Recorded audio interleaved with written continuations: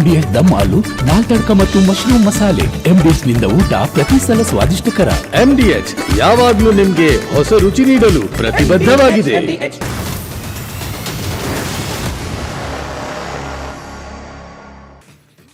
ಜಡ ಆಡಳಿತಕ್ಕೆ ಚಾಟಿ, ಕಂಗಾಲಾದ ಶ್ರೀಸಾಮಾನ್ಯನ ಬೆಂಗಾವಲು, ವ್ಯವಸ್ಥೆಯ ಓರೆ ಕೋರೆಗೆ ಹಿಡಿದಂತಹ ಕನ್ನಡಿ, ಸಮಸ್ಯೆಗಳ ವಿರುದ್ಧ ಎದ್ದ ಜನಧ್ವನಿ, ಇದು ನಿಮ್ಮ ಧ್ವನಿ. ನಾನು ಶ್ರೀಪಾದ್ ಪಾಟೀಲ್. ವೀಕ್ಷಕರೇ, ಜನರ ಸಮಸ್ಯೆಗಳಿಗೆ ನಿಜ ಧ್ವನಿಯಾದ ಈ ನಿಮ್ಮ ಧ್ವನಿಯಲ್ಲಿ ನಿತ್ಯವೂ ಮೊದಲ 30 ನಿಮಿಷ ಈ ದಿನದ ಕವರ್ ಸ್ಟೋರಿಯ ಆಳವಾದ ಸಮಗ್ರ ಚಿತ್ರಣವನ್ನ ನೀಡಲಿದ್ದೇವೆ. ಬಳಿಕ ಅಂದ್ರೆ 9:30ರಿಂದ ಎಂದಿನಂತೆ ಈ ದಿನದ ಪ್ರಮುಖ ಸುದ್ದಿಗಳ ವರದಿಯ ಗುಚ್ಛವನ್ನು ನೀಡಲಿಕ್ಕಿದ್ದೇವೆ. ತಪ್ಪದೆ 1 ಗಂಟೆಗಳ ಕಾಲ ಸಮಗ್ರ ಸುದ್ದಿಗಳನ್ನ ಇಲ್ಲಿ ವೀಕ್ಷಿಸಿ. ಈಗ ಟಾಪ್ 10 ಹೆಡ್ಲೈನ್ಸ್. ಜನಪ್ರತಿನಿಧಿಗಳು ಸಾಲಾಗಿ ಜೈಲು ಪಾಲಾಗ್ತಾ ಇದ್ದಾರೆ. ಕ್ಷೇತ್ರಗಳಲ್ಲಿ ಅಭಿವೃದ್ಧಿ ಕಾಣದೆ ಜನ ಕಂಗಾಲಾಗಿದ್ದಾರೆ. ಅಪರಾಧಿ ನಾಯಕರ ವಿರುದ್ಧ ಸಾರ್ವಜನಿಕರು ಏನಂತಾರೆ, ಆಕ್ರೋಶವನ್ನ ಯಾವ ರೀತಿ ವ್ಯಕ್ತಪಡಿಸ್ತಾ ಇದ್ದಾರೆ ನೋಡ್ತಾ ಹೋಗೋಣ. ಇನ್ನ ಸಿಲಿಕಾನ್ ಸಿಟಿಯ ಗುಂಡಿಗಳ ಸಾಮ್ರಾಜ್ಯ ಅನಾವರಣ ಮಾಡ್ತಾ ಇರೋದು ನಿಮ್ಮ ರಿಪಬ್ಲಿಕ್ ಕನ್ನಡ. 48 ಗಂಟೆಗಳ ಗಡುವು ಕೇಳಿದ GBA ಆಯುಕ್ತರು ಕೊಟ್ಟ ಮಾತನ್ನ ಉಳಿಸ್ಕೊಳ್ತಾರ ಕಮಿಷನರ್? ಉಳಿದಿರೋದು ಇನ್ನ 24 ಗಂಟೆ ಮಾತ್ರ ಸಾಹೇಬ್ರೆ. ಇನ್ನ ಪರಪ್ಪನ ಅಗ್ರಹಾರದಲ್ಲಿ ವಿನಯ್ ಕುಲಕರ್ಣಿ ಪರದಾಡ್ತಿದ್ದಾರೆ. ಹೊಟ್ಟೆಗೆ ಊಟ ಸೇರ್ತಾ ಇಲ್ಲ, ಕಣ್ಣಿಗೆ ನಿದ್ದೆ ಬರ್ತಾ ಇಲ್ಲ. ಇತ್ತ ಅಪ್ಪನನ್ನ ನೆನೆದು ಮಗಳು ಒಂದು ಪೋಸ್ಟ್ ಬೇರೆ ಮಾಡಿರೋದು. ಏನು ಆ ಪೋಸ್ಟ್, ಅದರಲ್ಲಿ ಏನಿದೆ ಅನ್ನೋದನ್ನ ನೋಡ್ತಾ ಹೋಗೋಣ. ಇನ್ನ 2 ದಿನದಲ್ಲಿ ಸತೀಶ್ ಜಾರಕಿಹೊಳಿ 3 ಸಭೆ ಮಾಡಿರು. CM DCM ಬಳಿಕ ಆಪ್ತ ಸಚಿವರ ಮೀಟಿಂಗ್ ಸಹಜವಾಗಿ ಕುತೂಹಲಕ್ಕೆ ಕಾರಣ ಆಗ್ತಾ ಇದೆ. ಸಾಹುಕಾರರ ನಡೆ ಏನ್ ಮಾಡಬಹುದು ಸತೀಶ್ ಜಾರಕಿಹೊಳಿ ನೋಡ್ತಾ ಹೋಗೋಣ. ಇನ್ನ ಮಹಿಳಾ ಮೀಸಲಾತಿ ವಿಚಾರಕ್ಕೆ ಮಾತಿನ ಸಮರ ಜೋರಾಗಿದೆ. ನಾರಿ ಶಕ್ತಿ ವಿರೋಧಿಗಳಲ್ಲ ಅಂತ ಕಾಂಗ್ರೆಸ್ಸಿಗರು ಅಬ್ಬರಿಸ್ತಾ ಇದ್ದಾರೆ. ಪ್ರಧಾನಿ ಮೋದಿ ವಿರುದ್ಧ ಮಲ್ಲಿಕಾರ್ಜುನ್ ಖರ್ಗೆ ಪ್ರಹಾರ ಮಾಡಿದ್ದಾರೆ. ಏನ್ ಹೇಳಿದ್ದಾರೆ ಅನ್ನೋದನ್ನ ನೋಡ್ತಾ ಹೋಗೋಣ. ಇನ್ನ ಮತ್ತೆ ದೆಹಲಿ ಯಾತ್ರೆಗೆ ಕಾಂಗ್ರೆಸ್ ಶಾಸಕರು ಸಿದ್ಧತೆಯನ್ನ ಮಾಡ್ಕೊಳ್ತಾ ಇದ್ದಾರೆ. ತಿಂಗಳ ಕೊನೆಯಲ್ಲಿ ಹೈಕಮಾಂಡ್ ಅಂಗಳಕ್ಕೆ ಮತ್ತೆ ಸಂಪುಟ ವಿಸ್ತರಣೆ ಪುನರ್ರಚನೆಯ ಚರ್ಚೆ. 40 ಶಾಸಕರಿಂದ ಡಿನ್ನರ್ ಪಾರ್ಟಿಗೆ ನಿರ್ಧಾರ ಕೂಡ ಆಗ್ಬಿಟ್ಟಿದೆ. ಯಾರ್ಯಾರ ಶಾಸಕರು, ಏನ್ ನಡೀತಾ ಇದೆ ನೋಡ್ತಾ ಹೋಗೋಣ. ಸರ್ಕಾರದ ವಿರುದ್ಧ ಜೆನ್ ಝಿ ಸಿಡಿದೆದ್ದಿದೆ. ಉದ್ಯೋಗ ನೇಮಕಾತಿಗಾಗಿ ಹೋರಾಟಕ್ಕೆ ಸಜ್ಜಾಗ್ತಾ ಇದ್ದಾರೆ. ಏಪ್ರಿಲ್ 21 ಮತ್ತೆ ಮೊಳಗಲಿದೆ ಪ್ರತಿಭಟನೆಯ ಕಹಳೆ. ಏನಾಗಬಹುದು ಈ ಸಾರಿ ಉದ್ಯೋಗಾಕಾಂಕ್ಷಿಗಳು? ಸರ್ಕಾರಕ್ಕೆ ಯಾವ ರೀತಿಯ ಎಚ್ಚರಿಕೆಯನ್ನ ಕೊಡ್ತಾರೆ? ರಾಜ್ಯದಲ್ಲಿ ಸೂರ್ಯನ ಪ್ರತಾಪಕ್ಕೆ ಜನ ತತ್ತರಿಸಿ ಹೋಗ್ತಾ ಇದ್ದಾರೆ. ಕರಾವಳಿ ಜಿಲ್ಲೆಗಳಿಗೆ ಬಿಸಿಗಾಳಿಯ ಎಚ್ಚರಿಕೆಯನ್ನ ನೀಡಲಾಗಿದೆ. ಹಲವು ಕಡೆ ಆಲಿಕಲ್ಲು ಮಳೆಯ ಮುನ್ಸೂಚನೆ ಕೂಡ ಇದೆ. ಏನಾಗ್ಬೋದು? ವಾತಾವರಣ ಯಾವ ರೀತಿ ಬದಲಾಗ್ತಾ ಇದೆ? ಬಿಸಿಲ ಬೇಗ ಯಾಕೆ ಹೆಚ್ಚಾಗ್ತಾ ಇದೆ ನೋಡ್ತಾ ಹೋಗೋಣ. ಕಾವೇರಿ ನದಿಯಲ್ಲಿ ಮುಳುಗಿ 6 ಮಂದಿ ಜಲ ಸಮಾಧಿಯಾಗಿದ್ದಾರೆ. ಈಜೋದಕ್ಕೆ ಹೋಗಿದ್ದವರು ನೀರ್ಪಾಲಾಗಿದ್ದಾರೆ. KR ನಗರದ ಆರ್ಕೇಶ್ವರ ದೇಗುಲದ ಬಳಿ ನಡೆದಿರುವ ದುರಂತದ ಡೀಟೇಲ್ಸ್ ಅನ್ನ ಕೊಡ್ತಾ ಹೋಗ್ತೀವಿ. ಇನ್ನ ಲಾಸ್ಟ್ಲಿ ತಮಿಳುನಾಡಿನಲ್ಲಿ ಘೋರ ದುರಂತ ನಡೆದಿರೋದು. ಪಟಾಕಿ ಕಾರ್ಖಾನೆಯಲ್ಲಿ ಸ್ಫೋಟ ಆಗಿ 23 ಮಂದಿ ದುರ್ಮರಣಕ್ಕೀಡಾಗಿದ್ದಾರೆ. ರಕ್ಷಣಾ ಕಾರ್ಯ ಮುಂದುವರೆದಿದೆ. ಎಲ್ಲ ಸುದ್ದಿಗಳನ್ನ ಗಮನಿಸ್ತಾ ಹೋಗೋಣ.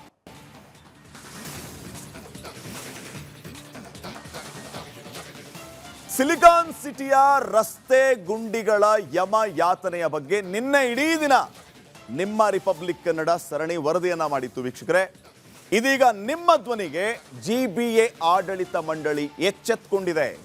48 ಗಂಟೆಗಳಲ್ಲಿ ಎಲ್ಲಾ ರಸ್ತೆ ಗುಂಡಿಗಳನ್ನ ಮುಚ್ಚುತ್ತೇವೆ ಅನ್ನುವಂಥ ಭರವಸೆಯನ್ನು ಕೂಡ ನೀಡಿದೆ. ಈ ಬಗ್ಗೆ ಒಂದು ವರದಿ ಇಲ್ಲಿದೆ, ಬನ್ನಿ ನೋಡ್ಕೊಂಡ್ ಬರೋಣ.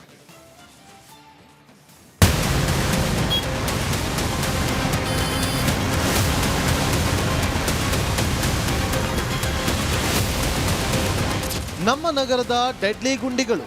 ಇದು ನಿನ್ನೆ ಇಡೀ ದಿನ ರಿಪಬ್ಲಿಕ್ ಕನ್ನಡ ಮಾಡಿದ ಮೆಗಾ ಅಭಿಯಾನ.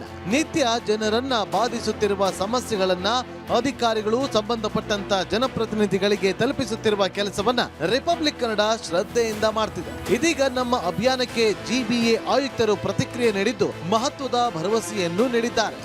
ಈ ಒಂದು ರಸ್ತೆಗೆ ಅದ್ಯಾವ ಉದ್ದೇಶದಿಂದ ವಾಟರ್ ಟ್ಯಾಂಕ್ ರೋಡನ್ನು ಹೆಸರಿಟ್ಟಿದ್ದಾರೆ ಗೊತ್ತಿಲ್ಲ. ಯಾಕಂದರೆ ಸುಡು ಬಿಸಿಲಿನಲ್ಲೂ ಇವತ್ತಿಗೂ ಕೂಡ ಈ ಒಂದು ರಸ್ತೆಯಲ್ಲಿರುವಂತಹ ಗುಂಡಿಯಲ್ಲಿ ನೀರು ನಿಂತಿರುವಂಥದ್ದು.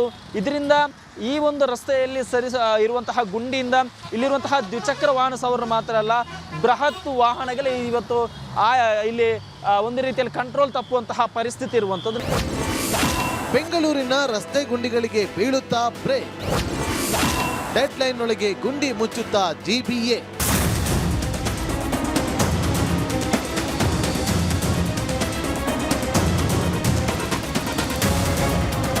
ರಿಪಬ್ಲಿಕ್ ಕನ್ನಡ ಒಂದು ಸುದ್ದಿಯನ್ನ ಕೈಗೆತ್ತಿಕೊಳ್ತು ಅಂದ್ರೆ ಅದನ್ನ ತಾರ್ಕಿಕ ಅಂತ್ಯಕ್ಕೆ ತೆಗೆದುಕೊಂಡು ಹೋಗುವವರೆಗೂ ಬಿಡೋದಿಲ್ಲ. ನಿನ್ನೆ ನಾವು ಮಾಡಿದ್ದ ಸಿಲಿಕಾನ್ ಸಿಟಿಯ ಡೆಡ್ಲಿ ಗುಂಡಿಗಳ ವರದಿಗೆ GBA ಆಯುಕ್ತರಾದ ಮಹೇಶ್ವರ್ ರಾವ್ ಮಹತ್ವದ ಸ್ಪಂದನೆ ನೀಡಿದ್ದಾರೆ. ನಾವೀಗ ದೊಡ್ಡಬಿದ್ರಕಲ್ ಗುಂಡಿ ಒಳಗೆ ಕುಂತೀವಿ. ನಮ್ಮ MLA ಆದಂಥ ST ಸೋಮಶೇಖರ್ ಅವರು ಗುಂಡಿ ಮುಚ್ಚಿಲ್ಲ. ಆದರೆ GBA ಎಲೆಕ್ಷನ್ ನಡೀತಾ ಇದೆ, ಅದಕ್ಕೆ ಏನು ಮಾಡಬೇಕು? ಅಡ್ವರ್ಟೈಸ್ಮೆಂಟ್ ನೋಡಿ, ಅಡ್ವರ್ಟೈಸ್ಮೆಂಟ್ ಚೆನ್ನಾಗಿ ಕೊಡ್ಕೊಂಡವ್ರೆ. ಅಡ್ವರ್ಟೈಸ್ಮೆಂಟಿಗೆ ಖರ್ಚು ಮಾಡಿರುವಂಥ ದುಡ್ಡನ್ನ ಗುಂಡಿ ಮುಚ್ಚಕ್ಕೆ ಖರ್ಚು ಮಾಡಿಲ್ಲ. ಈ ಗುಂಡಿ ಒಳಗೆ ಕುತ್ಕೊಂಡು ನಾನೀಗ ಸಮಸ್ಯೆನ ತೋರಿಸ್ತಾ ಇದ್ದೀನಿ. 48 ಗಂಟೆಯೊಳಗೆ ಗುಂಡಿ ಮುಚ್ಚುತ್ತೀವಿ ಎಂದ ಆಯುಕ್ತರು. GBA ನೀಡಿದ್ದ ಗಡುವು ಅಂತ್ಯಕ್ಕೆ 24 ಗಂಟೆ ಬಾಕಿ.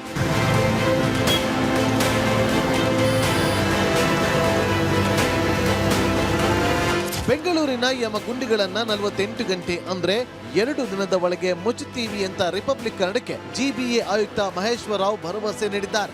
ಈ ಪ್ರೋಸೆಸ್ ಶುರುವಾಗುವಾಗ 1200 ಇದೆ ಅಂತ ಹೇಳ್ತಾ ಇದ್ರು. ಸೊ ಅದನ್ನು ವಾರ್ ಫುಟ್ಟಿಂಗ್ನಲ್ಲಿ ರಿಪೇರಿ ಮಾಡಿ ಸ್ವಲ್ಪ ರೋಡ್ ಸರಿಪಡಿಸಲಿಕ್ಕೆ ಹೇಳಿದ್ದೇವೆ. ಅದನ್ನು it's ongoing process.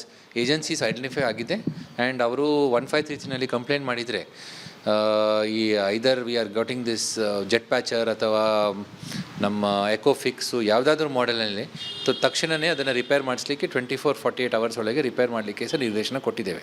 So we are monitoring our complaint section 1533 and ಏನಾದರೂ ನಮ್ಮ ರಸ್ತೆ ಗುಂಡಿ ಗಮನ ಆ್ಯಪ್ನಲ್ಲಿ ಏನಾದ್ರು ಬರ್ತಾ ಇದ್ದರೆ we are asking them to ensure it is repaired within 48 hours. GBA ಆಯುಕ್ತ ಮಹೇಶ್ವರ ರಾವ್ ಮಾತ್ರವಲ್ಲ, ಬೆಂಗಳೂರಿನ ಹಿರಿಯ ಶಾಸಕರು, ಸಾರಿಗೆ ಸಚಿವರೂ ಆದ ರಾಮಲಿಂಗಾರೆಡ್ಡಿ ಅವರು ರಸ್ತೆ ಗುಂಡಿಗಳನ್ನ ಮುಚ್ಚಿಸೋದಾಗಿ ರಿಪಬ್ಲಿಕ್ ಕನ್ನಡಕ್ಕೆ ಭರವಸೆ ನೀಡಿದ್ರು. ಆ ಒಂದು ಕಡೆ ಮಾತ್ರ ಟಾರ್ ಹಾಕಿದ್ರು ಕಾಂಟ್ರಾಕ್ಟ್, ಅಲ್ಲಿವರೆಗೂ ಹಾಕ್ಬಿಟ್ಟು ಒಂದು 100 ಅಡಿ ಬಿಟ್ಬಿಟ್ಟು ಹೋಗ್ಬಿಟ್ರು. ಅಲ್ಲಿ ಸ್ವಲ್ಪ ಗುಂಡಿಗಳಿದೆ, ಹೇಳಿದ್ದೀನಿ ಮೊನ್ನೆ ಕೂಡ ಎಕ್ಸಿಕ್ಯೂಟಿವ್ ಇಂಜಿನಿಯರ್ಗೆ ಹೇಳಿದ್ದೀನಿ, ಮಾಡ್ತಾರೆ. ಅಷ್ಟು ಬಿಟ್ಟರೆ ನಮ್ಮ ಕ್ಷೇತ್ರದಲ್ಲಿ ಭಾಳ ಕಡಿಮೆ. ನೀವು ಬೇರೆ 28 ವಿಧಾನಸಭಾ ಕ್ಷೇತ್ರಗಳಿಗೆ ಕಂಪೇರ್ ಮಾಡಿದ್ರೆ ನಮ್ಮಲ್ಲಿ ಗುಂಡಿಗಳ ಸಂಖ್ಯೆ ಭಾಳ ಕಡಿಮೆ, ಎಕ್ಸೆಪ್ಟ್ ಅದೊಂದು. ಮಹೇಶ್ವರ ರಾವ್ ಅವರು ರಸ್ತೆ ಗುಂಡಿಗಳನ್ನ ಮುಚ್ಚಲು ನೀಡಿದ್ದ 48 ಗಂಟೆಗಳ ಆಶ್ವಾಸನೆಯಲ್ಲಿ 24 ಗಂಟೆ ಕಳೆದು ಹೋಗಿದೆ. ಬಾಕಿ ಉಳಿದ 1 ದಿನದಲ್ಲಿ ಆಯುಕ್ತರು ತಮ್ಮ ಮಾತನ್ನ ಉಳಿಸಿಕೊಳ್ಳಲೇಬೇಕಿದೆ. ಇಲ್ಲವಾದಲ್ಲಿ ರಿಪಬ್ಲಿಕ್ ಕನ್ನಡ ಮತ್ತೆ ಅಖಾಡಕ್ಕೆ ಇಳಿಯಲಿದೆ. Sattar, metro bureau, Republic Kannada.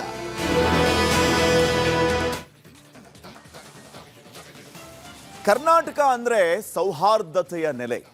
ಜನ ಸಂಸ್ಕೃತಿ ಮಾತ್ರ ಅಲ್ಲ, ರಾಜಕೀಯದಲ್ಲೂ ಸೈದ್ಧಾಂತಿಕ ಬದ್ಧತೆಯನ್ನ ತೋರಿ ಇಡೀ ದೇಶಕ್ಕೆ ಮಾದರಿಯಾಗಿದ್ದ ರಾಜ್ಯ ನಮ್ಮ ರಾಜ್ಯ.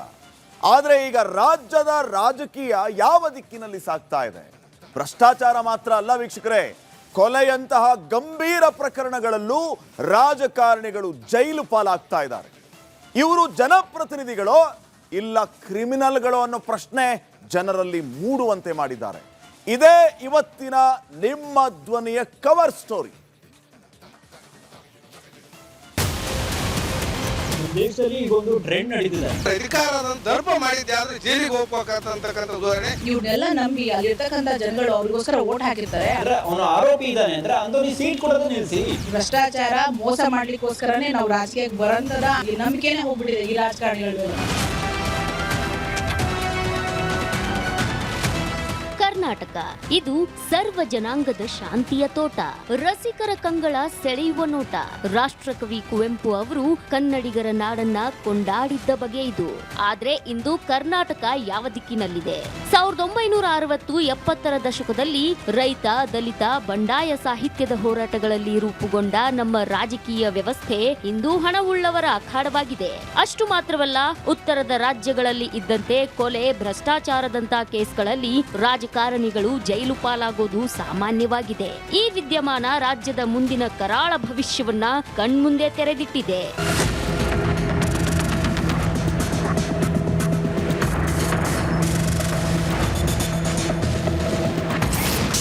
ಕೊಲೆ ಕೇಸ್ನಲ್ಲಿ ವಿನಯ್ ಕುಲಕರ್ಣಿಗೆ ಜೀವಾವಧಿ, ಕ್ರಿಮಿನಲ್ ರಾಜಕಾರಣಿಗಳ ವಿರುದ್ಧ ಸಿಡಿದ ಕರುನಾಡು. ಧಾರವಾಡದ ಕಾಂಗ್ರೆಸ್ ಶಾಸಕ ವಿನಯ್ ಕುಲಕರ್ಣಿ ಕೊಲೆ ಕೇಸ್ನಲ್ಲಿ ಜೈಲು ಸೇರಿದ್ದಾರೆ. ಬಿಜೆಪಿ ಮುಖಂಡ ಯೋಗೇಶ್ ಗೌಡ ಹತ್ಯೆ ಪ್ರಕರಣದಲ್ಲಿ ವಿನಯ್ ಪಾತ್ರ ಸಾಬೀತಾಗಿದ್ದು, ಜನಪ್ರತಿನಿಧಿಗಳ ಕೋರ್ಟ್ ದೋಷಿ ಅಂತ ನಿರ್ಧರಿಸಿ ಜೀವಾವಧಿ ನೀಡಿದೆ. ಯಾವಾಗ ವಿನಯ್ ಕುಲಕರ್ಣಿ ಅಪರಾಧಿ ಅಂತ ಕೋರ್ಟ್ ನಿರ್ಧರಿಸಿತೋ, ಇದೀಗ ರಾಜ್ಯದ ಜನಮಾನಸದಲ್ಲಿ ಆಕ್ರೋಶದ ಬುಗ್ಗೆ ಎದ್ದಿದೆ. ನಮ್ಮ ಪ್ರತಿನಿಧಿಗಳು ಅಂತ ಆರಿಸಲ್ಪಟ್ಟ ನಾಯಕರು ಸಾಲಾಗಿ ಜೈಲು ಪಾಲಾಗ್ತಿರೋ ಬಗ್ಗೆ ಕಿಡಿಕಾರ್ತಿದ್ದಾರೆ. ಜನಗಳಿಗೋಸ್ಕರ ಜನಗಳಿಗಾಗಿ ಜನಗಳ ಕೆಲಸ ಮಾಡಲಿ ಅಂತೇಳಿ ಕಳಿಸ್ತಾ ಇದ್ವಿ. ಆದರೆ ಈಗ ಅಪರಾಧ ಮಾಡಲಿ ಅಂತ ಕಳಿಸೋಕ್ಕೆ ಪರಿಸ್ಥಿತಿ ಆಗಿದೆ. ಯಾಕೆಂದರೆ ಜನಪ್ರತಿನಿಧಿಗಳು ಆಯ್ಕೆ ಆಗಿ ಹೋಗೋದೇ ಜನರ ಸೇವೆ ಮಾಡೋಕ್ಕೆ. ಆದರೆ ಇಲ್ಲಿ ಅಪರಾಧಿ ಆದರೆ ಇಷ್ಟು ದಿನ ಏನು ಆರೋಪಿಗಳಾಗಿರ್ತಿದ್ರು, ಈಗ ಅಪರಾಧಿನೇ ಆಗಿದ್ದಾರೆ. ಕಾನೂನಿನಲ್ಲಿ ಒಂದು ಸ್ವಲ್ಪ ತಿದ್ದುಪಡಿಗಳಾಗಬೇಕು ಅಂತ. ಯಾಕೆಂದರೆ ಅವನಲ್ಲಿ ಅಪರಾಧಿ ಅಲ್ಲ, ಅವನ ಒಂದು ಆರೋಪ ಇತ್ತು ಅಂದ್ರೇ ಅವನಿಗೆ ಟಿಕೆಟ್ ಕೊಡಬಾರ್ದು, ಅವನು MLA ಆಗಬಾರ್ದು. ಈ ಥರದ ಒಂದು ಕಾನೂನುಗಳು ತರಬೇಕು. ನಾವು ಇನ್ನೊಬ್ಬರಿಗೆ ನಾವು ಬುದ್ಧಿ ಹೇಳೋರಾಗಿ ನಾವು ಒಂದು ಸ್ಥಾನದಲ್ಲಿ, ಒಂದು ಗೌರವಯುತವಾದಂತಹ MLA ಸ್ಥಾನದಲ್ಲಿ, ವಿಧಾನಸಭೆ ಸ್ಥಾನದಲ್ಲಿ ಈ ಕುತ್ಕೊಳ್ಬೇಕಾದ್ರೆ ಅದಕ್ಕೊಂದು ಅರ್ಹತೆ ಅಂತ ಇರುತ್ತೆ. ಆ ಅರ್ಹತೆನ ಮೀರಿ ನೀವು ಈ ಕೊಲೆನಾದರೂ ಮಾಡ್ಬೋದು, ಮಹಿಳೆಯರಿಗೆ ಅತ್ಯಾಚಾರನಾದರೂ ಮಾಡ್ಬೋದು, ನಾವೇನಾದರೂ ಮಾಡಿ ನಾವು ನಿಭಾಯಿಸ್ಕೊಂಡು ರಾಜಕಾರಣ ಮಾಡ್ತೀವಿ ಅಂತಕ್ಕಂಥದ್ದು ತುಂಬ ತಪ್ಪು. ಮತ್ತು ಅವ್ರನ್ನ ನಂಬ್ಕೊಂಡು ಅವರೇನಾದರೂ ನಮ್ಮ ಕ್ಷೇತ್ರವನ್ನು ಅಭಿವೃದ್ಧಿ ಮಾಡ್ತಾರೆ ಅಂತ ಹೇಳಿ ತುಂಬ ಇಚ್ಛೆ ಪಟ್ಕೊಂಡು ಈ ಕೆಲಸ ಕಾರ್ಯಗಳನ್ನ ಮಾಡ್ತಾರೆ ಅಂತ ಹೇಳಿ ಅವ್ರು ಓಟ್ ಹಾಕಿ ಈಗ ಗೆಲ್ಸಿರ್ತಾರೆ. ಆ ಜನತೆಗೆ ಏನು ಉತ್ತರ ಕೊಡ್ತೀರಿ ನೀವು? ಅದರಿಂದ ಏನು ಅವರು ಈ ಪಡ್ಕೊಂಡಂಗಾಗತ್ತೆ? ಕರ್ನಾಟಕದ ರಾಜಕೀಯಕ್ಕೆ ತನ್ನದೇ ಆದ ವಿಶೇಷ ಇತಿಹಾಸ ಇದೆ. ಸೈದ್ಧಾಂತಿಕ ತಳಹದಿಯ ಮೇಲೆ ರಾಜಕೀಯ ವ್ಯವಸ್ಥೆಯನ್ನ ಕಟ್ಟಿದ್ದ ನಮ್ಮ ಹಿರಿಯರು ರಾಜ್ಯವನ್ನ ಪ್ರಗತಿಪರ ಅಭಿವೃದ್ಧಿಯ ಪಥದಲ್ಲಿಡಲು ಜೀವಗಳನ್ನೇ ಸವೆಸಿದ್ರು. ಆದ್ರೆ ಈಗ ಆಗ್ತಿರೋದೇನು? ಭ್ರಷ್ಟಾಚಾರ, ಲೈಂಗಿಕ ಕಿರುಕುಳ, ದ್ವೇಷ ರಾಜಕೀಯ, ಕೊನೆಗೆ ಕೊಲೆ ಪ್ರಕರಣಗಳಲ್ಲೂ ರಾಜಕಾರಣಿಗಳು ಜೈಲು ಪಾಲಾಗ್ತಿದ್ದಾರೆ. ಅಂದ್ರೆ ಉತ್ತರ ಭಾರತದಲ್ಲಿದ್ದಂತೆ ಡಾನ್ ರಾಜಕೀಯ ಸಂಸ್ಕೃತಿ ಕರ್ನಾಟಕದ ನೆಲದಲ್ಲೂ ಶುರುವಾಗಿದೆಯಾ ಅನ್ನೋ ಆತಂಕ ಮನೆ ಮಾಡಿದೆ. ನಾವು ರಾಜಕಾರಣಿಗಳಿದ್ದೀವಿ, ಅಧಿಕಾರ ಇದೆ ಅಂತೇಳಿ ನಾವು ಏನು ಮಾಡಿದ್ರೆ ನಡೀತದೆ ಅಂತಕ್ಕಂಥದ್ದು ಏನಾದರೂ ತಲೆಗೆ ಬಂದಿತ್ತಂದ್ರೆ ಇವತ್ತಿನ ದಿವಸ ಉದಾಹರಣೆ ನೋಡ್ಬೋದು. ವಿನಯ್ ಕುಲಕರ್ಣಿ ಅವ್ರ ಪ್ರಕರಣ ಆಗಿರ್ಬೋದು, ಬೈರತಿ ಬಸವರಾಜರಾಗಿರ್ಬೋದು, ಲಮಣಿಯದಾಗಿರ್ಬೋದು, ಮತ್ತು ನಮ್ಮ ಪ್ರಜ್ವಲ್ ರೇವಣ್ಣವ್ರದ್ದಾಗಿರ್ಬೋದು. ಹಾಗಾಗಿ ಎಷ್ಟು ಅಧಿಕಾರ ಪವರ್ ಏನೇ ಇದ್ದರೂ ಕೂಡ ಸಾರ್ವಜನಿಕರಿಗೆ ಅವ್ರ ಕೆಲಸ ಮಾಡುವ ಮುಖಾಂತರ ಒಳ್ಳೆತನದಿಂದ ಹೆಸರು ಮಾಡಿದರೆ ನಿಮಗೆ ಇನ್ನೂ ಉನ್ನತ ಅಧಿಕಾರಕ್ಕೆ ಹೋಗ್ತೀರಿ. ಆದರೆ ಅಧಿಕಾರದಂತ ದರ್ಪ ಮಾಡಿದ್ದೆ ಆದರೆ ಜೈಲಿಗೆ ಹೋಗ್ಬೇಕಂತಕ್ಕಂಥ ಉದಾಹರಣೆ. ನಾವು ಜನಸೇವಕರು, ದೇಶದ ಉದ್ಧಾರವೇ ನಮ್ಮ ಧ್ಯೇಯ, ಸೇವೆಯೇ ನಮ್ಮ ಗುರಿ ಅನ್ನೋ ನಾಯಕರ ಅಸಲಿಯತ್ತು ಕಂಡು ಜನರು ನಿಗಿ ಕೆಂಡದಂತಾಗಿದ್ದಾರೆ. ರಾಜಕೀಯ ವೈರತ್ವಕ್ಕೆ ಕೊಲೆ ಮಾಡಿಸೋ ಮಟ್ಟಕ್ಕೆ ಇಳಿದ್ರಲ್ಲ ಅಂತ ಹಿಡಿಶಾಪ ಹಾಕ್ತಿದ್ದಾರೆ. ಇಂಥ ಹತಾಶೆ ನಡುವೆಯೂ ಭರವಸೆಯ ಬೆಳಕು ಮೂಡ್ತಿದೆ. ತಪ್ಪು ಮಾಡಿದ ರಾಜಕಾರಣಿಗಳಿಗೆ ಮುಲಾಜಿಲ್ಲದೆ ಶಿಕ್ಷೆ ಆಗ್ತಿದೆ. ಶಿಕ್ಷೆ ಆಗ್ತಿರೋದೇನೋ ಸರಿ, ಆದ್ರೆ ರಾಜಕಾರಣಿಗಳು ಕ್ರಿಮಿನಲ್ಗಳಾಗ್ತಿರೋದು ಎಷ್ಟು ಸರಿ ಅನ್ನೋ ಅಸಮಾಧಾನ ಜನರ ಮನದಾಳದಲ್ಲಿ ಜ್ವಾಲಾಮುಖಿಯಾಗಿದೆ. ನಾಗೇಂದ್ರ ಬಾಬು, ರಿಪಬ್ಲಿಕ್ ಕನ್ನಡ, ಬೆಂಗಳೂರು.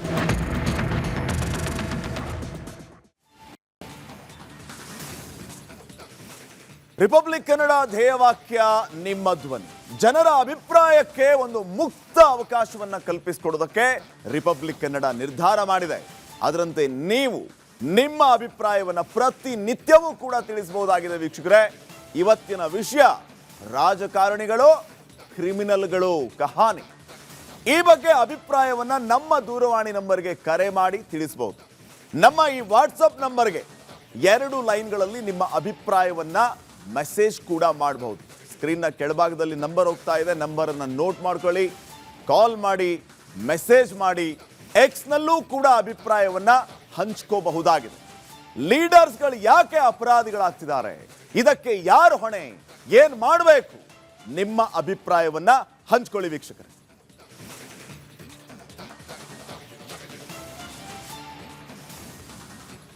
ನೋಡಿ, ಯಾರ್ಯಾರು ಜೈಲಿಗೆ ಹೋಗಿ ಬಂದ್ರು, ಏನ್ ಕತೆ, ಯಾವ ಪ್ರಕರಣದಲ್ಲಿ ಅನ್ನೋದನ್ನ ಒಂದ್ಸರಿ ನಾವು ರೀಕಾಲ್ ಮಾಡ್ತಾ ಹೋಗೋಣ. BS ಯಡಿಯೂರಪ್ಪ ಅವರು ಮಾಜಿ ಮುಖ್ಯಮಂತ್ರಿ, ಡಿನೋಟಿಫಿಕೇಶನ್ ಹಗರಣದಲ್ಲಿ ಇವರು ಅರೆಸ್ಟ್ ಆದರು. ಅಕ್ಟೋಬರ್ 15, 2011ರಲ್ಲಿ ಯಡಿಯೂರಪ್ಪ ಅವರು ಜೈಲು ಪಾಲಾಗಿದ್ದರು. ಇನ್ನು ಉಪಮುಖ್ಯಮಂತ್ರಿ DK ಶಿವಕುಮಾರ್ ಅಕ್ರಮ ಹಣ ವರ್ಗಾವಣೆ ಆರೋಪ ಸೆಪ್ಟೆಂಬರ್ 3, 2019ರಲ್ಲಿ ಜೈಲು ಪಾಲಾಗ್ತಾರೆ. ಇನ್ನು HD ರೇವಣ್ಣ ಅವರು JDSನ ಶಾಸಕರು, ಇವ್ರ ಮೇಲೆ ಮಹಿಳೆಯನ್ನ ಕಿಡ್ನಾಪ್ ಮಾಡಿದ ಆರೋಪ. ಈ ಪ್ರಕರಣಕ್ಕೆ ಸಂಬಂಧಪಟ್ಟಂತೆ ಮೇ 4, 2024ರಲ್ಲಿ ರೇವಣ್ಣ ಜೈಲ್ ಪಾಲಾದರು. ಬೈರ್ತಿ ಬಸವರಾಜು ಬಿಜೆಪಿಯ ಶಾಸಕ ಬಿಕ್ಲು ಶಿವ ಹತ್ಯೆ ಆರೋಪ ಇವರ ವಿರುದ್ಧ. ಆ ಪ್ರಕರಣದಲ್ಲಿ ಆರೋಪಿ ಫೆಬ್ರವರಿ 15, 2026 ಇವರನ್ನು ಅರೆಸ್ಟ್ ಮಾಡಲಾಗಿದೆ. ಇನ್ನು ಸತೀಶ್ ಸೈಲ್ ಕಾಂಗ್ರೆಸ್ನ ಶಾಸಕರು, ಅದಿರು ಕಳ್ಳತನದ ಕೇಸ್ ಇವರ ಮೇಲೆ ನಡೀತಾ ಇದೆ. ಸೆಪ್ಟೆಂಬರ್ 10, 2025ರಲ್ಲಿ ಇವರ ಬಂಧನ ಆಗುತ್ತೆ. ಇನ್ನು ಪ್ರಜ್ವಲ್ ರೇವಣ್ಣ ಮಾಜಿ ಸಂಸದ, ಮಹಿಳೆಯರ ಮೇಲೆ ಲೈಂಗಿಕ ದೌರ್ಜನ್ಯ ಎಸಗಿದಲ್ಲಿ ಆಗಸ್ಟ್ 2, 2025ರಲ್ಲಿ ಪ್ರಜ್ವಲ್ ರೇವಣ್ಣ ಅರೆಸ್ಟ್ ಆಗಿದ್ದು. ಇನ್ನು ಮುನಿರತ್ನ ಬಿಜೆಪಿಯ ಶಾಸಕ, ಮಹಿಳೆಯ ಮೇಲೆ ಅತ್ಯಾಚಾರದ ಆರೋಪ. ಸೆಪ್ಟೆಂಬರ್ 19, 2025ರಲ್ಲಿ ಮುನಿರತ್ನ ಕೂಡ ಅರೆಸ್ಟ್ ಆಗಿರೋದು. ವೀರೇಂದ್ರ ಪಪ್ಪಿ ಕಾಂಗ್ರೆಸ್ನ ಶಾಸಕ, ಅಕ್ರಮವಾಗಿ ಬೆಟ್ಟಿಂಗ್ ದಂಧೆಯ ಆರೋಪ ಇವರ ವಿರುದ್ಧ ಕೇಳಿಬಂತು. ಸೆಪ್ಟೆಂಬರ್ 9, 2025ರಲ್ಲಿ ಇವರು ಕೂಡ ಅರೆಸ್ಟ್ ಆಗ್ತಾರೆ.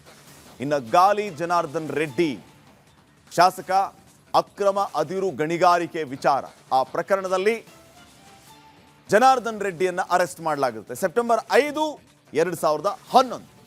ಇನ್ನು ಮೊನ್ನೆ ಚಂದ್ರು ಲಮಾಣಿ ಬಿಜೆಪಿಯ ಶಾಸಕ, ಲಂಚ ಪಡೆಯುವಾಗ ಲೋಕಾಯುಕ್ತ ಪೊಲೀಸರ ಕೈಗೆ ಸಿಕ್ಕಿಬಿದ್ದಿದ್ದು. ಫೆಬ್ರವರಿ 21, 2026 ಪೊಲೀಸರು ಈ ಚಂದ್ರು ಲಮಾಣಿಯನ್ನು ಅರೆಸ್ಟ್ ಮಾಡಿದರು.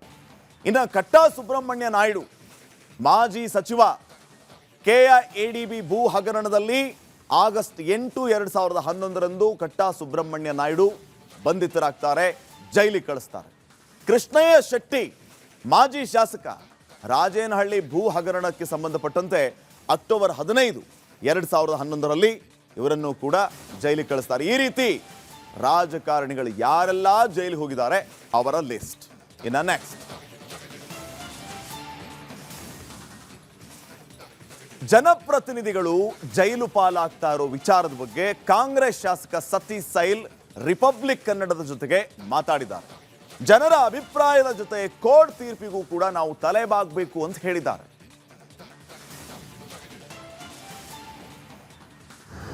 ಆಪ್ತ ಮಿತ್ರರು ಹೌದು, ಆದರೆ ಒಂದೊಂದು ಸಲ ಆ ಒಂದು ಏನು ಡೌಟ್ಸ್ಗಳು ಕ್ರಿಯೇಟ್ ಆಗ್ತವೆ ಅದನ್ನು ನಾವು ಸ್ಟಡಿ ಮಾಡಬೇಕು.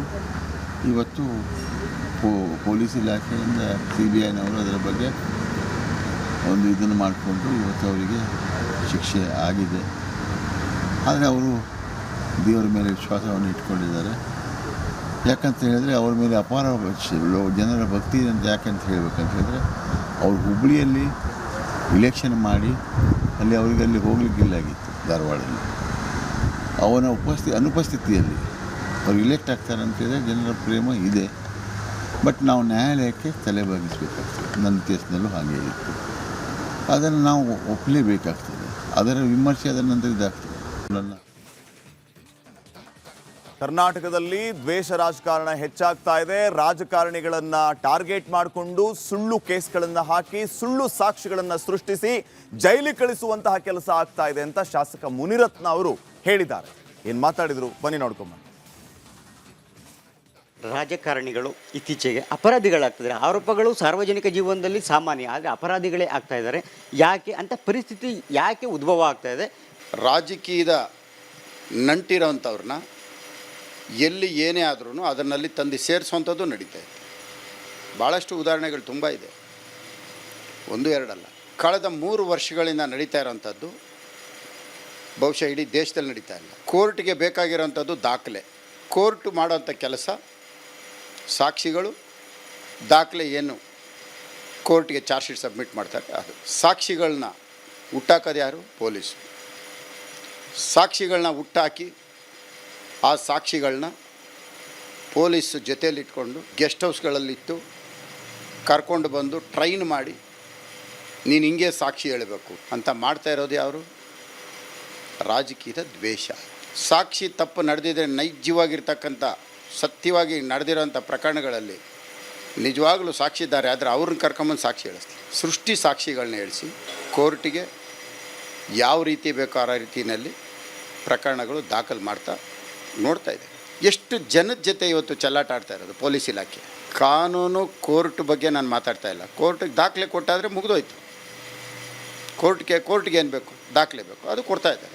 ಈ ರೀತಿ ಒಂದು ದರ್ಶನ್ ಪ್ರಕರಣ ಥರದ್ದು ಇಡೀ ರಾಜ್ಯದಲ್ಲಿ ಯಾವುದನ್ನ ಒಂದು ತನಿಖೆ ಮಾಡಿದ್ದಾರೆ ಈ ರೀತಿ?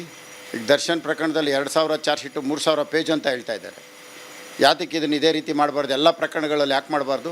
5 ವರ್ಷದಿಂದ ರೇಪ್ ಆಯ್ತಂತೆ ಕೋವಿಡಲ್ಲಿ, ಕರ್ಕೊಂಡೋಗಿ ಕನಕಪುರದಲ್ಲಿ ಕಂಪ್ಲೇಂಟ್ ತೊಗೊತಾರೆ. ಇದಕ್ಕಿಂತ ದುರಂತ ಇನ್ನೊಂದಿದೆಯಾ? ಇರಲಿ, ನೋಡೋಣ. Thank you sir, thank you. Republic Kannada ಜೊತೆ ಸಾಕಷ್ಟು ವಿಚಾರಗಳನ್ನ ಮುನ್ನಡೆತನವರು ಹಂಚಿಕೊಂಡ್ರು. ಕ್ಯಾಮ್ರಾ ಪರ್ಸನ್ ಮಂಜುನಾಥ್ ಜೊತೆ ಸುರೇಶ್, ರಿಪಬ್ಲಿಕ್ ಕನ್ನಡ, ಬೆಂಗಳೂರು. ನಮ್ಮ ಇವತ್ತಿನ ಕವರ್ ಸ್ಟೋರಿಯ ಬಗ್ಗೆ ಜನರು ತಮ್ಮ ಅಭಿಪ್ರಾಯವನ್ನ ಹಂಚಿಕೊಳ್ತಾ ಇದ್ದಾರೆ. ಎಕ್ಸ್ ಖಾತೆಯಲ್ಲಿ ತಮ್ಮ ಅಭಿಪ್ರಾಯ ತಿಳಿಸಿದ್ದಾರೆ, ವಾಟ್ಸಪ್ ಮೆಸೇಜ್ ಕೂಡ ಮಾಡ್ತಾ ಇದ್ದಾರೆ. ಅವರ ಅಭಿಪ್ರಾಯವನ್ನ ಈಗ ಎಲ್ಲರ ಗಮನಕ್ಕೆ ತರುವ ಕೆಲಸವನ್ನ ನಾವು ಮಾಡ್ತಾ ಇದ್ದೀವಿ. ಯಾಕಂದ್ರೆ ನಮ್ಮ ಮುಖ್ಯ ಉದ್ದೇಶ ಜನರ ಅಭಿಪ್ರಾಯವನ್ನ ಸಂಗ್ರಹಿಸೋದು, ಜನರ ಅಭಿಪ್ರಾಯಕ್ಕೆ ಪ್ರಾಶಸ್ತ್ಯವನ್ನ ಕೊಡೋದು. ಅಪರಾಧದ ಹಿನ್ನೆಲೆ ಇರುವಂತಹ ರಾಜಕಾರಣಿಗಳಿಗೆ ಪಕ್ಷಗಳು ಚುನಾವಣೆಗೆ ಟಿಕೆಟ್ ಅನ್ನೇ ಕೊಡಬಾರದು ಅಂತ ಹೇಳಿ ಹಿರಿಯೂರಿನಿಂದ ಏಕಾಂತ್ ಅನ್ನೋರು ತಮ್ಮ ಅಭಿಪ್ರಾಯವನ್ನ ವ್ಯಕ್ತಪಡಿಸಿದ್ದಾರೆ. ಇನ್ನ ಮತ್ತೊಂದು ಕಡೆ ಪೊಲೀಸ್ ಇಲಾಖೆಯನ್ನ ಚುನಾವಣಾ ಆಯೋಗದಂತೆ ಸ್ವತಂತ್ರ ಸಂಸ್ಥೆಯನ್ನಾಗಿ ಮಾಡಬೇಕು. ಕೇಸರಿ ಶ್ರೀನಿವಾಸನ್ ಅವರು ಬೆಂಗಳೂರಿನಿಂದ ತಮ್ಮ ಈ ಅಭಿಪ್ರಾಯವನ್ನ ಹಂಚಿಕೊಂಡಿದ್ದಾರೆ. ಇನ್ನು ಜೈಲಿಗೆ ಹೋಗಿ ಬಂದ ರಾಜಕಾರಣಿಗಳನ್ನ ಸನ್ಮಾನಿಸೋ ಸಂಸ್ಕೃತಿ ತೊಲಗಬೇಕು. ರೌಡಿ ರಾಜಕಾರಣಿಗಳಿಂದ ದೇಶ ಅಭಿವೃದ್ಧಿ ಆಗಲ್ಲ ಅಂತ ಪ್ರಾಣೇಶ್ ಶರ್ಮಾ ಅನ್ನುವಂಥವರು ಚಿತ್ರದುರ್ಗದಿಂದ ನಮ್ಮ ಜೊತೆಗೆ ಈ ಅಭಿಪ್ರಾಯವನ್ನ ಹಂಚಿಕೊಂಡಿದ್ದಾರೆ. ಇನ್ನ ಶಾಸಕರು ಜೈಲಿಗೆ ಹೋಗ್ತಾ ಇರೋದು ಜನರ ವಿಶ್ವಾಸಕ್ಕೆ ದೊಡ್ಡ ಪೆಟ್ಟು. ಇದು ಜನತಂತ್ರದ ಮೇಲೆಯೇ ಪ್ರಶ್ನೆ ಮೂಡಿಸುತ್ತೆ. ಸೂರಜ್ ನಾಯರ್ ಅವರು ಸಾಗರದಿಂದ ತಮ್ಮ ಅಭಿಪ್ರಾಯವನ್ನ ಹಂಚಿಕೊಂಡಿದ್ದಾರೆ.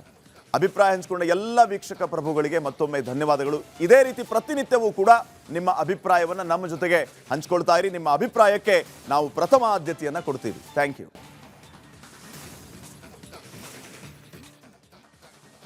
ಕೊಲೆ ಕೇಸ್ನಲ್ಲಿ ವಿನಯ್ ಕುಲಕರ್ಣಿಗೆ ಶಿಕ್ಷೆಯಾದ ಪ್ರಕರಣದಲ್ಲೂ ಕಾಂಗ್ರೆಸ್ನಲ್ಲೂ ಬಣ ಬಡಿದಾಟ ಮುನ್ನೆಲೆಗೆ ಬಂದಿದೆ.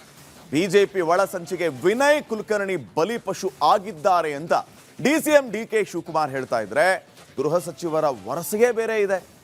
ಡಿಕೆಶಿ ಅದ್ಯಾವ ಅರ್ಥದಲ್ಲಿ ಹೇಳಿದ್ದಾರೋ ಗೊತ್ತಿಲ್ಲ ಅಂತ ಪರಮೇಶ್ವರ್ ನ್ಯಾಯಾಂಗದ ತೀರ್ಪಿಗೆ ಗೌರವ ಕೊಡಬೇಕು ಅಂತ ಹೇಳ್ತಿದ್ದಾರೆ. ಸಂದರ್ಭ ಏನಿತ್ತು, ಸಿಬಿಐ ಕೊಡುವಂಥ ಸಂದರ್ಭ ಏನಿತ್ತು, ಸಿಬಿಐ ಕೊಡಿಸ್ತೀನಿ ಅಂತ ಹೇಳುವಂಥ ಸಂದರ್ಭ ಇತ್ತು. ಈಗ ಯಡಿಯೂರಪ್ಪನವ್ರು ಹೇಳ್ತಾ ಇದ್ದಾರಲ್ಲ, ನಾನು ಆವತ್ತೇ ಹೇಳಿದ್ದೆ ಅಂತ, ಮುಂಚಿತವಾಗಿ ಹೆಂಗೆ ಮಾಡೋದಿತ್ತು. ಸೊ ರಾಜಕೀಯವಾಗಿ ಅವನ ಶಕ್ತಿಯಾಗಿ ಉತ್ತರ ಕರ್ನಾಟಕದಲ್ಲಿ ಒಬ್ಬ ದೊಡ್ಡ ಶಕ್ತಿಯಾಗಿ ಬೆಳೀತಾನೆ ಅಂಥೇಳಿ ಬಿ ಜೆ ಪಿಯವ್ರು ಮಾಡಿದಂಥ ಒಳಸಂಚಿಗೆ ಇವತ್ತು ಪಾಪ ಅವರೇನು ಯಾವ ಉದ್ದೇಶದಲ್ಲಿ ಅಥವಾ ಯಾವ ಅರ್ಥದಲ್ಲಿ ಅವ್ರು ಹೇಳಿಕೆ ಕೊಟ್ಟಿದ್ದಾರೆ ಗೊತ್ತಿಲ್ಲ ನನಗೆ. ಆದರೆ ನಾವು ಈ ದೇಶದ ನ್ಯಾಯಾಂಗದ ವ್ಯವಸ್ಥೆಯನ್ನು ಗೌರವಿಸಬೇಕು. ಸರಿ ತಪ್ಪು ಮಾಡೋದಕ್ಕೆ ಮತ್ತೆ ಅಪೀಲ್ ಹಾಕೋಕೆ ಅವಕಾಶ ಇದೆ.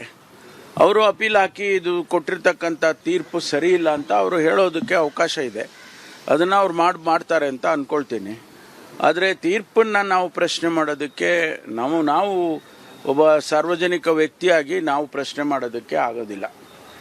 ಅವರೇನು ಯಾವ ಉದ್ದೇಶದಲ್ಲಿ ಅಥವಾ ಯಾವ ಅರ್ಥದಲ್ಲಿ ಅವ್ರು ಹೇಳಿಕೆ ಕೊಟ್ಟಿದ್ದಾರೆ ಗೊತ್ತಿಲ್ಲ ನನಗೆ. ಆದರೆ ನಾವು ಈ ದೇಶದ ನ್ಯಾಯಾಂಗದ ವ್ಯವಸ್ಥೆಯನ್ನು ಗೌರವಿಸಬೇಕು. ಸರಿ ತಪ್ಪು ಮಾಡೋದಕ್ಕೆ ಮತ್ತೆ ಅಪೀಲ್ ಹಾಕೋಕೆ ಅವಕಾಶ ಇದೆ. ಅವರು ಅಪೀಲ್ ಹಾಕಿ ಇದು ಕೊಟ್ಟಿರ್ತಕ್ಕಂಥ ತೀರ್ಪು ಸರಿ ಇಲ್ಲ ಅಂತ ಅವರು ಹೇಳೋದಕ್ಕೆ ಅವಕಾಶ ಇದೆ. ಅದನ್ನು ಅವ್ರು ಮಾಡ್ತಾರೆ ಅಂತ ಜನಪ್ರತಿನಿಧಿಗಳು ಇಲ್ಲ ಕ್ರಿಮಿನಲ್ಗಳು ಅನ್ನುವಂತಹ ವಿಚಾರವನ್ನ ಇಟ್ಕೊಂಡು ನಿಮ್ಮ ರಿಪಬ್ಲಿಕ್ ಕನ್ನಡ ನಡೆಸಿರುವಂತಹ ಅಭಿಯಾನದ ಬಗ್ಗೆ ವಿವಿಧ ಪಕ್ಷದ ರಾಜಕಾರಣಿಗಳು ಕೂಡ ಮಾತಾಡಿದ್ದಾರೆ. ಯಾರ್ಯಾರು ಏನೇನು ಮಾತಾಡಿದ್ದಾರೆ ಬನ್ನಿ ನೋಡ್ಕೊಂಬರೋಣ. ನೋಡಿ, ಒಳ್ಳೆಯದಲ್ಲ ಈ ರಾಜಕಾರಣದಲ್ಲಿ ಈ ರೀತಿ ಕೊಲೆ, ಸುಲಿಗೆ, ದೌರ್ಜನ್ಯ ಇವೆಲ್ಲ ಒಳ್ಳೆಯದಲ್ಲ. ಅವು ಸಡನ್ಗೆ ನಿಮಗೆ ಒಳ್ಳೇದಾಗ್ಬೋದನ್ನ, ಆದರೆ ನಿಮ್ಮ ಲಾಂಗ್ ಪೀರಿಯಡಲ್ಲಿ ಒಂದಲ್ಲ ಒಂದು ಸಂದರ್ಭದಲ್ಲಿ ಅದಕ್ಕೆ ಅಂತ್ಯ ಆಡೇ ಆಗ್ತದೆ. ಕೊಲೆ ವಿಚಾರವಾಗಂತನೂ ಕೂಡ ಪ್ರತಿಯೊಬ್ಬ ರಾಜಕಾರಣಿನೂ ಎಚ್ಚರಿಕೆ ಇರಬೇಕು ಅನ್ನೋದಕ್ಕೆ ಈ ಒಂದು ಘಟನೆನೇ ನೇರವಾಗಿ ಒಂದು ಮಾದರಿ ಅಂತ ನನಗನ್ನಿಸ್ತದೆ. ಅಂಥ ವ್ಯಕ್ತಿಗಳು ರಾಜಕಾರಣದಲ್ಲಿ ಇರಬಾರದು. ಯಾರು ಕಾನೂನಿಗೆ ಗೌರವ ಕೊಡೋದಿಲ್ವೋ, ಯಾರಿಗೆ ಈ ದೇಶದ ಸಂವಿಧಾನದ ಬಗ್ಗೆ ಗೌರವ ಇರೋದಿಲ್ವೋ ಅವರು ಸಂಸತ್ತಲ್ಲಿ ಅಥವಾ ವಿಧಾನಸಭೆಯಲ್ಲಿ ಇರೋದಲ್ಲ, ಅವ್ರು ಜೈಲಲ್ಲೇ ಇರಬೇಕಾಗತ್ತೆ. ಇದು ಈ ದೇಶದ ಬೇಸಿಕ್ ಕಾನೂನು.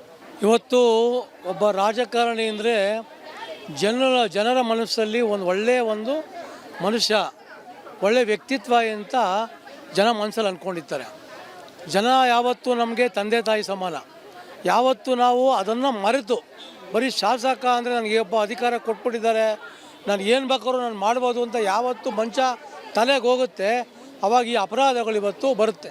ಉದಾಹರಣೆ, ನಮ್ಮಲ್ಲಿ ಅನೇಕ ಜನ ಶಾಸಕರು ಇವತ್ತು ಬೇರೆ ಬೇರೆ ಕೇಸಲ್ಲಿ ಜೈಲಿಗೆ ಹೋಗಿದ್ದಾರೆ.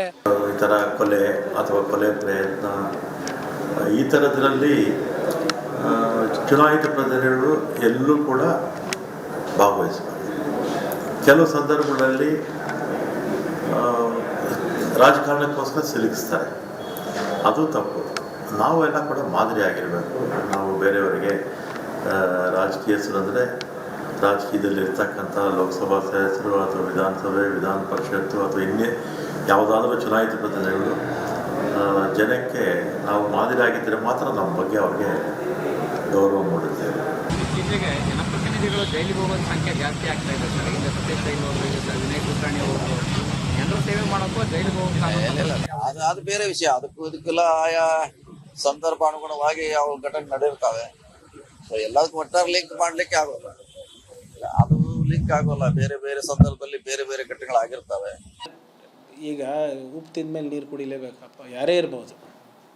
ಯಾರೂ ಕೂಡ ಅವ್ರವ್ರ ವೈಯಕ್ತಿಕ ಇದನ್ನು ತಂದು ಏನು ಈಗ ಜನರಿಗೆ ಇದು ಇಂಟೆನ್ಷನಲಿ ಯಾರು ಮಾಡ್ತಾಯಿಲ್ಲ ಅಂತ ನಾನು ಭಾವಿಸ್ತಾ ಇದ್ದೀನಿ. ಬಟ್ ಇರ್ತವೆ ಕೆಲವು ಕೇಸ್ಗಳು ಇರ್ತವೆ, ಇಲ್ಲಿ ನೀವು ಹೇಳ್ದಂಗೆ ಅಧಿಕಾರ ದುರುಪಯೋಗ ಆಗಿರ್ಬೋದು. ಆಮೇಲೆ ಅದೇನು ಬರೀ ಇಲ್ಲಿಗೆ ಸೀಮಿತ ಇಲ್ಲ, ಎಲ್ಲ ಪಕ್ಷದಲ್ಲಿ, ಎಲ್ಲ ಪಕ್ಷ ಅಂತಲ್ಲ, ಇಡೀ ರಾಷ್ಟ್ರದಲ್ಲಿ, ಇಡೀ ವಿಶ್ವದಲ್ಲೂ ಕೂಡ ಸಾಕಷ್ಟು ಏನು ಪ್ರಕರಣಗಳನ್ನು ನಾವು ನೋಡ್ಬೋದಿದೆ. ನಾವೆಲ್ಲ ನಾವು ಖುದ್ದಾಗಿ ನಿಯಂತ್ರಣ ಮಾಡಬೇಕಾಗಿರೋದು ಅಲ್ಲ. ಇದೆಲ್ಲ ಯಾವುದು ಯಾರೋ ಬಂದು ನಮಗೆ ಹೇಳ್ಕೊಡುವಂಥ ವಿಷಯಗಳಲ್ಲ. ಈಗ ಜನರ ಅಭಿಪ್ರಾಯವನ್ನು ಇನ್ನಷ್ಟು ಸ್ವೀಕಾರ ಮಾಡೋಣ. ಫೋನ್ ಕಾಲ್ ಸಿಕ್ಕಾಪಟ್ಟೆ ಬರ್ತಾ ಇದೆ, ಒಬ್ಬೊಬ್ಬರ ಕಾಲನ್ನು ರಿಸೀವ್ ಮಾಡೋಣ. ನಮ್ಮ ಫಸ್ಟ್ ಕಾಲರ್ ಮಧುಗಿರಿಯಿಂದ ಕರೆ ಮಾಡಿದ್ದಾರೆ. ನಮಸ್ಕಾರ. ನಮಸ್ಕಾರ ಸರ್. ತಮ್ಮ ಹೆಸರು? ದೊಡ್ಡಮ್ಮ ಅಂತ.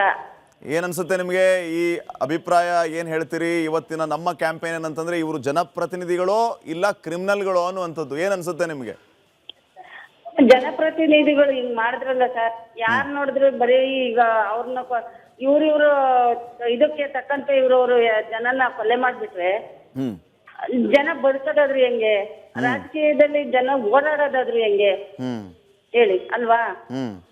ಮತ್ತೆ ನಮ್ಮ ಕರ್ನಾಟಕ ಪೊಲೀಸು ಮತ್ತೆ CBIಗೆ ಸರ್ ನಾವು ಸಾಷ್ಟಾಂಗ ನಮಸ್ಕಾರ ಮಾಡಿ ಹೇಳ್ತೀವಿ ಸರ್. ಅವರು ಅಷ್ಟು ಒಳ್ಳೆ ಕೆಲಸ ಮಾಡ್ತಾರೆ ಸರ್, ಎಂತವ್ರನ್ನು ಬಿಡೋದಿಲ್ಲ ನಮ್ಮ ಪೊಲೀಸು. ಹೌದು ಸರ್, ಅವ್ರಿಗೆ ಮಾತ್ರ ನಮ್ಮ ಸಾಷ್ಟಾಂಗ ನಮಸ್ಕಾರಗಳು ಹೇಳ್ಬಿಡಿ sir. Okay okay fine. Thank you ಅಮ್ಮ, ಕರೆ ಮಾಡಿದ್ದಕ್ಕೆ ಧನ್ಯವಾದ. ನಿಮ್ಮ ಅಭಿಪ್ರಾಯ ತಿಳಿಸಿದ್ದಕ್ಕೆ ಧನ್ಯವಾದ. ಮಧುಗಿರಿಯಿಂದ ಕುಮಾರ್ ಅನ್ನೋರು ಕರೆ ಮಾಡಿದ್ದಾರೆ. ಕುಮಾರ್ ಅವರೇ ನಮಸ್ಕಾರ. ಹಲೋ ಕುಮಾರ್ ಅವರೇ ನಮಸ್ಕಾರ. ಧ್ವನಿ ಕೇಳಿಸ್ತಾ ಇದೆಯಾ? ಏನನ್ಸುತ್ತೆ ಸರ್ ನಿಮ್ಗೆ? ಏನನ್ಸಲ್ಲ, ರಾಜಕೀಯ ಸೇವೆಗೆ ಬಂದ್ಮೇಲೆ ಬರೀ ಕೊಲೆಗೆ ಸುಲಿಯಲ್ಲ, ಒಂದ್ ಸಣ್ಣ ಭ್ರಷ್ಟಾಚಾರ ಮಾಡಿದ್ರು ಅವ್ರಿಗೆ ಪನಿಷ್ಮೆಂಟ್ ಆಗ್ಬೇಕು. ಅವ್ರಿಗೆ ಕಂಪ್ಲೀಟ್ ಆಗಿ ಜೀವಮಾನದಲ್ಲಿ ಅವ್ರಿಗೆ ಯಾವುದೇ ಸಾರ್ವಜನಿಕ ಸೇವೆಗೆ ಅವ್ರನ್ನ ಆಯ್ಕೆ ಮಾಡಬಾರ್ದು. ಬರೀ ಕೊಲೆಗೆ ಸುಲಿಗೆ ಅದು ಮುಚ್ಚಾಕ್ಬಿಡ್ತಾರೆ ಎಷ್ಟೋ ಸತಿ. ಒಂದ್ ಸಣ್ಣ ಲಂಚ ಆಗ್ಲಿ, ಒಂದ್ ಕೆಲಸ ಮಾಡದೇ ಇರೋದಾಗ್ಲಿ, ಅವ್ರಿಗೆ ಸೇವೆ ಅಂದ್ಮೇಲೆ ಅವ್ರಿಗೆ ಸಂಬಳ ಸಿಗ್ತಾ ಇದೆ, ಆ ಸಂಬಳಕ್ಕೆ ಅಷ್ಟೇ ಸೀಮಿತವಾಗಿ ಅವ್ರು ಕೆಲಸ ಮಾಡ್ಬೇಕು. ಅದ್ ಬಿಟ್ಟು ಎದುರಿಸಿ ದುಡ್ಡು ಹೊಡಿಯೋದು, ಆ ಕಮಿಷನ್ ಹೊಡಿಯೋದು, ರಸ್ತೆ ಕೆಲಸದಲ್ಲಿ ಕಮಿಷನ್ ಹೊಡಿಯೋದು, ಚರಂಡಿ ಕೆಲಸದಲ್ಲಿ ಕಮಿಷನ್ ಹೊಡಿಯೋದು, ಬಿಲ್ಡಿಂಗ್ ಕೆಲಸದಲ್ಲಿ ಕಮಿಷನ್ ಹೊಡಿಯೋದು, ಕಳಪೆ ಕ್ವಾಲಿಟಿ ಮಾಡೋದು, ಅಧಿಕಾರಿಗಳೇ ಮಾಡೋದು. ಅದ್ರ ಜೊತೆಗೆ ರಾಜಕಾರಣಿಗಳು ಇನ್ವಾಲ್ವ್ ಆಗಿರ್ತಾರೆ. ಇವರಿಬ್ಬರಿಗೂ ಶಿಕ್ಷೆ ಆಗಬೇಕು. Okay fine sir. ಕುಮಾರ್ ಅವರೇ ಧನ್ಯವಾದ ರಿಪಬ್ಲಿಕ್ ಜೊತೆಗೆ ಮಾತಾಡಿದ್ದಕ್ಕೆ, ನಿಮ್ಮ ಅಭಿಪ್ರಾಯ ತಿಳಿಸಿದ್ದಕ್ಕೆ.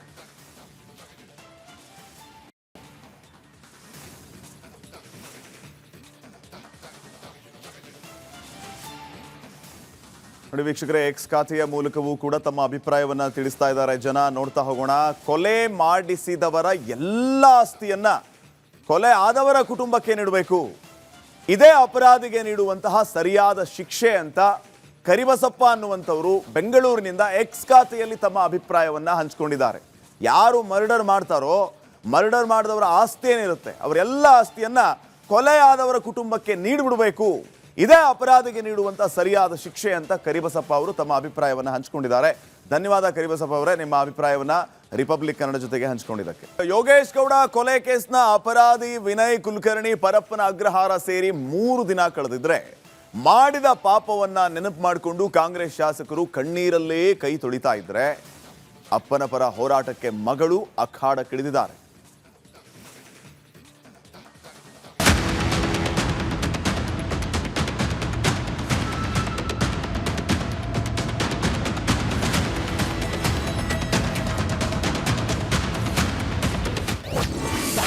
ಪರಪ್ಪನ ಅಗ್ರಹಾರದಲ್ಲಿ ವಿನಯ್ ಪರಪರ, ಹೊಟ್ಟೆಗೆ ಊಟ ಸೇರ್ತಿಲ್ಲ, ಕಣ್ಣಿಗೆ ನಿದ್ದೆ ಬರ್ತಿಲ್ಲ. ಕ್ಷೇತ್ರಕ್ಕೆ ಕಾಲಿಡದಿದ್ರೂ ವಿಧಾನಸಭಾ ಚುನಾವಣೆಯಲ್ಲಿ ಗೆದ್ದು ಬಹದ್ದೂರ್ ಅನಿಸಿಕೊಂಡಿದ್ದ ವಿನಯ್ ಕುಲಕರ್ಣಿ ಕೊಲೆ ಕೇಸ್ನಲ್ಲಿ ಲಾಕ್ ಆಗಿದ್ದಾರೆ. ಯೋಗೇಶ್ ಗೌಡ ಹತ್ಯೆಯಲ್ಲಿ ಕಾಂಗ್ರೆಸ್ನ ಶಾಸಕರ ಪಾತ್ರ ಸಾಬೀತಾಗಿದ್ದು ಜೀವಾವಧಿ ಶಿಕ್ಷೆಗೆ ಒಳಗಾಗಿ ಪರಪ್ಪನ ಅಗ್ರಹಾರ ಜೈಲು ಸೇರಿದ್ದಾರೆ.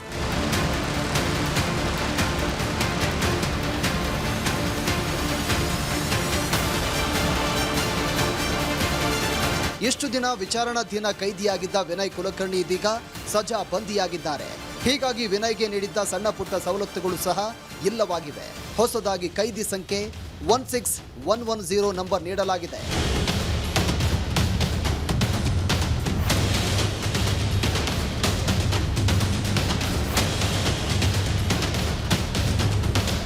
ಇಷ್ಟು ದಿನ ಸುಖದ ಸೋಪಾನದಲ್ಲಿ ಮಲಗಿ ಭರ್ಜರಿ ನಿದ್ದೆ ಮಾಡ್ತಿದ್ದ ಕುಲಕರ್ಣಿ ಕೈದಿ ಜೀವನಕ್ಕೆ ಅಡ್ಜಸ್ಟ್ ಆಗಲು ಒದ್ದಾಡ್ತಾ ಇದ್ದಾರಂತೆ. ಊಟ ಮಾಡಲಾಗದೆ ನಿದ್ದೆಯೂ ಬಾರದೆ ಪರಿತಪಿಸ್ತಾ ಇದ್ದಾರೆ. ವಿನಯ್ಗೆ ಮುದ್ದೆ, ಚಪಾತಿ, ಅನ್ನ ಸಾಂಬಾರ್ ನೀಡಲಾಗಿತ್ತು. ಆದರೆ ಯಾರ ಧೈರ್ಯದ ಮಾತುಗಳು ವಿನಯ್ ಅವರ ಕಣ್ಣೀರನ್ನು ಒರೆಸಲು ಆಗ್ತಿಲ್ವಂತೆ. ಯೋಗೇಶ್ ಗೌಡ ಕೊಲೆ ಕೇಸ್ನ ಮತ್ತೊಂದು ಎಕ್ಸ್ಕ್ಲೂಸಿವ್ ಸುದ್ದಿ ಸಿಬಿಐ ತನಿಖೆ ವೇಳೆ ಬೆಳಕಿಗೆ ಬಂದಿದೆ. ವಿನಯ್ ಕುಲಕರ್ಣಿಗೆ ಬಸವರಾಜ್ ಮುತ್ತಿಗೆ ಬರೋಬ್ಬರಿ 94 ಬಾರಿ ಕರೆ ಮಾಡಿದ್ರಂತೆ. ಪತ್ನಿ ಹೆಸರಲ್ಲಿ ಅಪರಾಧಿ ವಿನಯ್ ಸಿಮ್ ಖರೀದಿ ಮಾಡಿದ್ದು 94 ಬಾರಿ ಬಸವರಾಜ್ ಮುತ್ತಗಿ ಜೊತೆ ವಿನಯ್ ಕುಲಕರ್ಣಿ ಮಾತನಾಡಿದ್ದಾರೆ. ಯೋಗೇಶ್ ಗೌಡ ಕೊಲೆ ಬಳಿಕ 6 ತಿಂಗಳಲ್ಲಿ 57 ಬಾರಿ ಇಬ್ಬರು ಫೋನ್ ಮೂಲಕ ಮಾತನಾಡಿದ್ದು ತನಿಖೆ ವೇಳೆ ಸಿಡಿಆರ್ ಟವರ್ ಲೊಕೇಶನ್ ಸಾಕ್ಷ್ಯ ಸಿಕ್ಕಿದೆ. ಜಿಲ್ಲಾ ಪಂಚಾಯಿತಿ ಚುನಾವಣೆಯಲ್ಲಿ ಯೋಗೇಶ್ ಗೌಡ ಗೆದ್ದಿದ್ದೇ ಕೊಲೆಗೆ ಕಾರಣ ಅಂತ ವಿಚಾರಣೆಯಲ್ಲಿ ಬಯಲಾಗಿದೆ. ಬಸವರಾಜ್ ಮುತ್ತಗಿ ಮತ್ತು ಅವರ ಭಾವ ಚಂದ್ರಶೇಖರ ಇಂಡಿಗೆ ವಿನಯ್ ಸುಪಾರಿ ನೀಡಿದ್ದು ಮುತ್ತಗಿ ಮಾಫಿ ಸಾಕ್ಷಿಯಾಗಿದ್ದರಿಂದ ವಿನಯ್ ಈಗ ಜೈಲು ಸೇರುವಂತಾಗಿದೆ. ಅಪ್ಪನನ್ನ ನೆನೆದು ಮಗಳ ಪೋಸ್ಟ್. ವಿನಯ್ ಕುಲಕರ್ಣಿಗೆ ಶಿಕ್ಷೆ ಪ್ರಕಟವಾದ ಬಳಿಕ ಭಾವನಾತ್ಮಕ ಪೋಸ್ಟ್ ಮಾಡಿದ್ದಾರೆ. ವಿನಯ್ ಕುಲಕರ್ಣಿ ಜೊತೆಗಿನ ಬಾಲ್ಯದ ಫೋಟೋ ಪೋಸ್ಟ್ ಮಾಡಿದ್ದು ಮುಂದೆ ನ್ಯಾಯಾಂಗ ಹೋರಾಟ ಮಾಡುವುದಾಗಿ ಬರೆದುಕೊಂಡಿದ್ದಾರೆ. ನಾಗರಾಜ್, ರಿಪಬ್ಲಿಕ್ ಕನ್ನಡ, ಯಾದಗಿರಿ.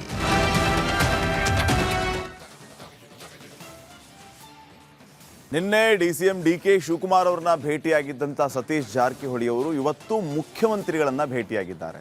ಸಂಜೆ ಪರಮೇಶ್ವರ್ ಅವರ ಮನೆಯಲ್ಲಿ 3 ಸಚಿವರು ಸೇರಿ ಸಭೆಯನ್ನ ಮಾಡಿದ್ದಾರೆ. ಸಾಹುಕಾರ್ ನಡೆನೆ ಭಾರೀ ಕುತೂಹಲಕ್ಕೆ ಕಾರಣ ಆಗ್ತಾ ಇದೆ. ಸತೀಶ್ ಜಾರಕಿಹೊಳಿ ಅವರ ತಂತ್ರ ಏನು, ಅವ್ರ ನಡೆ ಏನು ನೋಡ್ಕೊಂಬನ್ನಿ.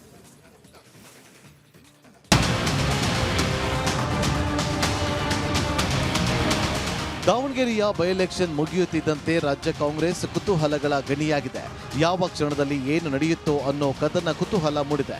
ಅದರಲ್ಲೂ ಕಳೆದ 3 ದಿನಗಳಿಂದ ಸಚಿವ ಸತೀಶ್ ಜಾರಕಿಹೊಳಿ ನಡೆಸುತ್ತಿರುವ ಸಭೆಗಳಂತೂ ಯಾವ ಟ್ರೈಲರ್ ಮೂವಿಗೆ ಕಡಿಮೆ ಇಲ್ಲದಷ್ಟು ರೋಚಕತೆ ಮೂಡಿಸ್ತಾ ಇದೆ.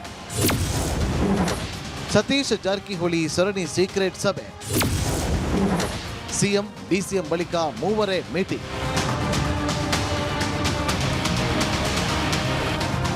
ರಾಜ್ಯ ಕಾಂಗ್ರೆಸ್ ವಾಲ್ಮೀಕಿ ಮತ್ತು ಮುಸ್ಲಿಂ ಸಮುದಾಯದ ವಿರೋಧ ಅನ್ನೋ ಆರೋಪ ಕೇಳಿಬಂದ ನಂತರ ಸಚಿವ ಸತೀಶ್ ಜಾರಕಿಹೊಳಿ ಫುಲ್ ಆಕ್ಟಿವ್ ಆಗಿದ್ದಾರೆ. ಕೆಪಿಸಿಸಿ ಅಧ್ಯಕ್ಷ ಪಟ್ಟದ ಜೊತೆಗೆ ಅಹಿಂದ ನಾಯಕತ್ವದ ಮೇಲೆ ಕಣ್ಣಾಕಿರುವ ಬೆಳಗಾವಿಯ ಸಾಹುಕಾರ್ ಮಧ್ಯಸ್ಥಿಕೆದಾರನ ಹೊಣೆ ಹೊತ್ತಂತೆ ಕಾಣ್ತಾ ಇದೆ.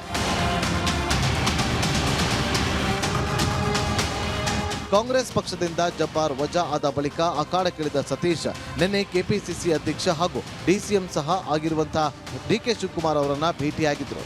ನಿನ್ನೆ ಡಿಕೆಶಿ ಭೇಟಿ ಬಳಿಕ ಇವತ್ತು ಸಿಎಂ ಸಿದ್ದರಾಮಯ್ಯ ಅವರ ಜೊತೆ ಏಕಾಂತವಾಗಿ ಗಹನ ಚರ್ಚೆ ಮಾಡಿದ್ದಾರೆ. ಡಿಸಿಎಂ ಭೇಟಿಯಾಗಿದ್ದು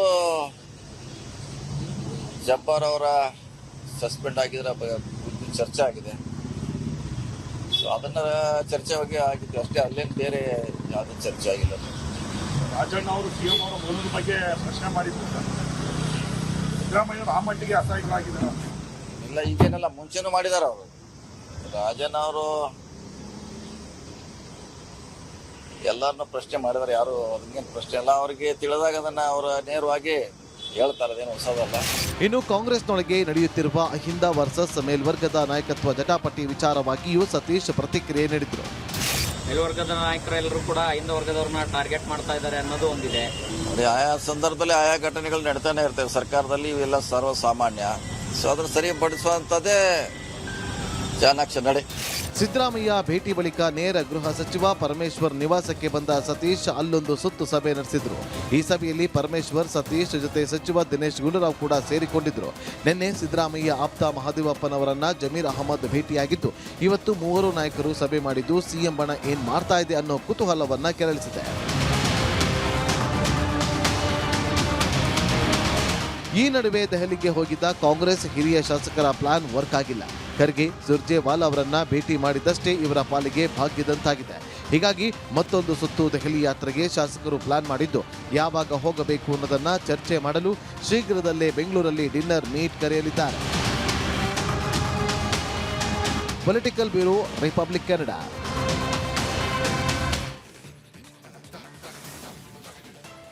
ಮಹಿಳಾ ಮೀಸಲಾತಿ ಬಿಲ್ ವಿಚಾರವಾಗಿ ಕಾಂಗ್ರೆಸ್ ಬಿಜೆಪಿಯ ನಡುವೆ ವಾಗ್ಯುದ್ಧ ಜೋರಾಗಿ ನಡೀತಾ ಇದೆ.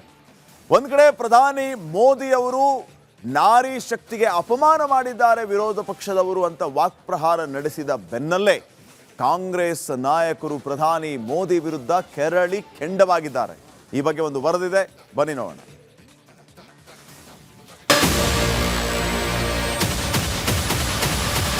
ನಾವು ಯಾವತ್ತೂ ಕೂಡ ಮಹಿಳಾ ಮೀಸಲಾತಿಗೆ ವಿರೋಧ ಇಲ್ಲ. ನಾವೇ ಹೆಣ್ಣುಮಕ್ಕಳ ಪರವಾಗಿ ನಿಂತಿರೋರು ಕಾಂಗ್ರೆಸ್ ಪಾರ್ಟಿ. ದೇಶದಲ್ಲಿ ಮಹಿಳಾ ಮೀಸಲಾತಿ ಬಿಲ್ ದಂಗಲ್ ತಾರಕಕ್ಕೇರಿದೆ. ಕೇಂದ್ರ ಸರ್ಕಾರ ವಿಪಕ್ಷಗಳ ನಡುವೆ ಮಾತಿನ ಮಹಾಯುದ್ಧವೇ ಶುರುವಾಗಿದೆ. ವಿಪಕ್ಷಗಳ ವಿರುದ್ಧ ಗುಡುಗಿದ್ದ ಕೇಸರಿ ಪಾಳೆಯದ ವಿರುದ್ಧ ಕಾಂಗ್ರೆಸ್ಸಿಗರು ಕೆರಳಿ ಕೆಂಡವಾಗಿದ್ದಾರೆ. ನಾವು ಮಹಿಳಾ ಮೀಸಲಾತಿ ವಿರೋಧಿಗಳಲ್ಲ. ನಾವು ಯಾವತ್ತೂ ಕೂಡ ಮಹಿಳಾ ಮೀಸಲಾತಿಗೆ ವಿರೋಧ ಇಲ್ಲ. I am making it very very clear. ಮಹಿಳಾ ಮೀಸಲಾತಿಗೆ ವಿರೋಧ ಇಲ್ಲ.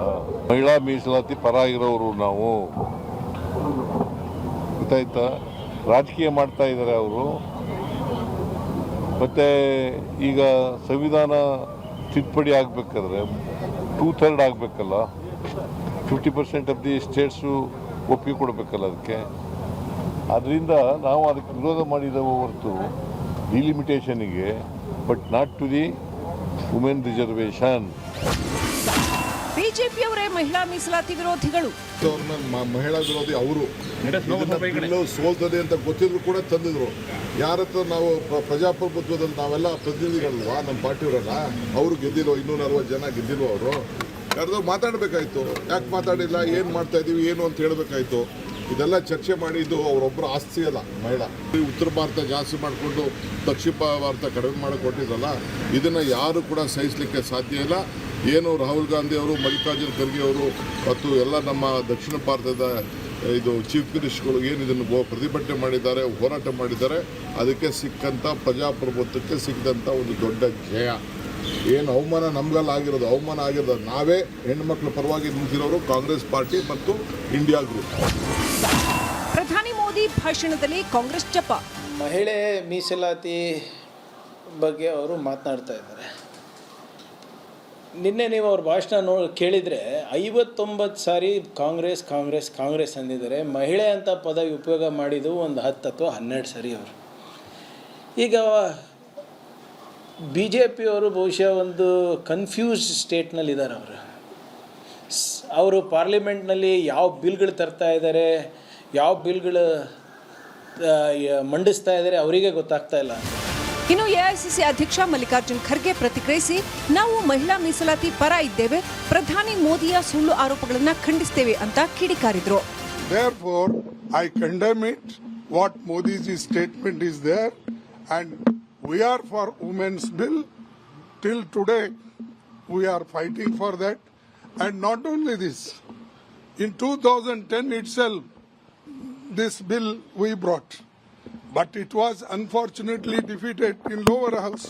ಮಹಿಳಾ ಮೀಸಲಾತಿ ಬಿಲ್ ವಿಚಾರಕ್ಕೆ ಬಿಜೆಪಿ ಕಾಂಗ್ರೆಸ್ ಮಧ್ಯೆ ವಾಗ್ಯುದ್ಧ ಶುರುವಾಗಿದೆ. ಈ ಮಾತಿನ ಮಹಾಯುದ್ಧಕ್ಕೆ ಸದ್ಯಕ್ಕಂತೂ ಸ್ಟಾಪ್ ಬೀಳೋ ಲಕ್ಷಣಗಳೇ ಕಾಣ್ತಿಲ್ಲ. Bureau report, Republic Kannada.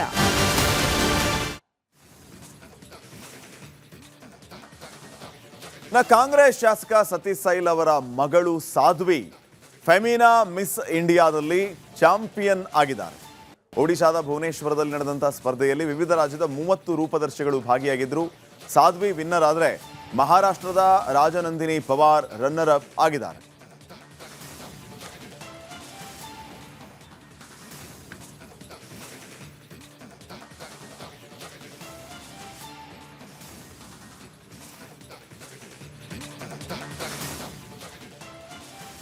ಇನ್ನು ವಿಜಯಪುರದಲ್ಲಿ ಜೆನ್ಸಿ ಹೋರಾಟಕ್ಕೆ ಬ್ರೇಕ್ ಬಿದ್ದಿದೆ. ಬಿಸಿಲಿನ ಕಾರಣವನ್ನ ನೀಡಿ ಅನುಮತಿಯನ್ನ ನಿರಾಕರಣೆ ಮಾಡಿದ್ದಾರೆ. ಪ್ರತಿಭಟನೆ ಅನುಮತಿ ನಿರಾಕರಿಸಿರುವಂತದ್ದು ಪೊಲೀಸರು. ಕಾರಣ ಬಿಸಿಲು. ಏಪ್ರಿಲ್ 21ನೇ ತಾರೀಕು ಹೋರಾಟಕ್ಕೆ ಮುಂದಾಗಿದ್ದು ಯುವ ಶಕ್ತಿ. ಜೆನ್ಸಿ ಹೋರಾಟಕ್ಕೆ ಪೊಲೀಸರು ಬ್ರೇಕ್ ಹಾಕಿದ್ದಾರೆ. ಏನ್ ಕಾರಣ ಕೊಟ್ಟಿದ್ದಾರೆ ಗೊತ್ತಾ? ಬಿಸಿಲಿನ ಕಾರಣ. ಬಿಸಿಲಿನ ಕಾರಣವನ್ನ ಕೊಟ್ಟು ಏಪ್ರಿಲ್ 21ನೇ ತಾರೀಕು ಹೋರಾಟಕ್ಕೆ ಮುಂದಾಗಿದ್ದ ಯುವ ಶಕ್ತಿಯ ಹೋರಾಟಕ್ಕೆ ಬ್ರೇಕ್ ಹಾಕುವ ಕೆಲಸವನ್ನ ಮಾಡಿದ್ದಾರೆ. ಅಕ್ಸಾ ಅಧ್ಯಕ್ಷ ಶ್ರೀಕಾಂತ್ಗೆ ಪೊಲೀಸ್ ನೋಟಿಸ್. ಧಾರವಾಡದ ಬಳಿಕ ವಿಜಯಪುರದಲ್ಲೂ ಕೂಡ ಅನುಮತಿ ಸಿಗಲಿಲ್ಲ.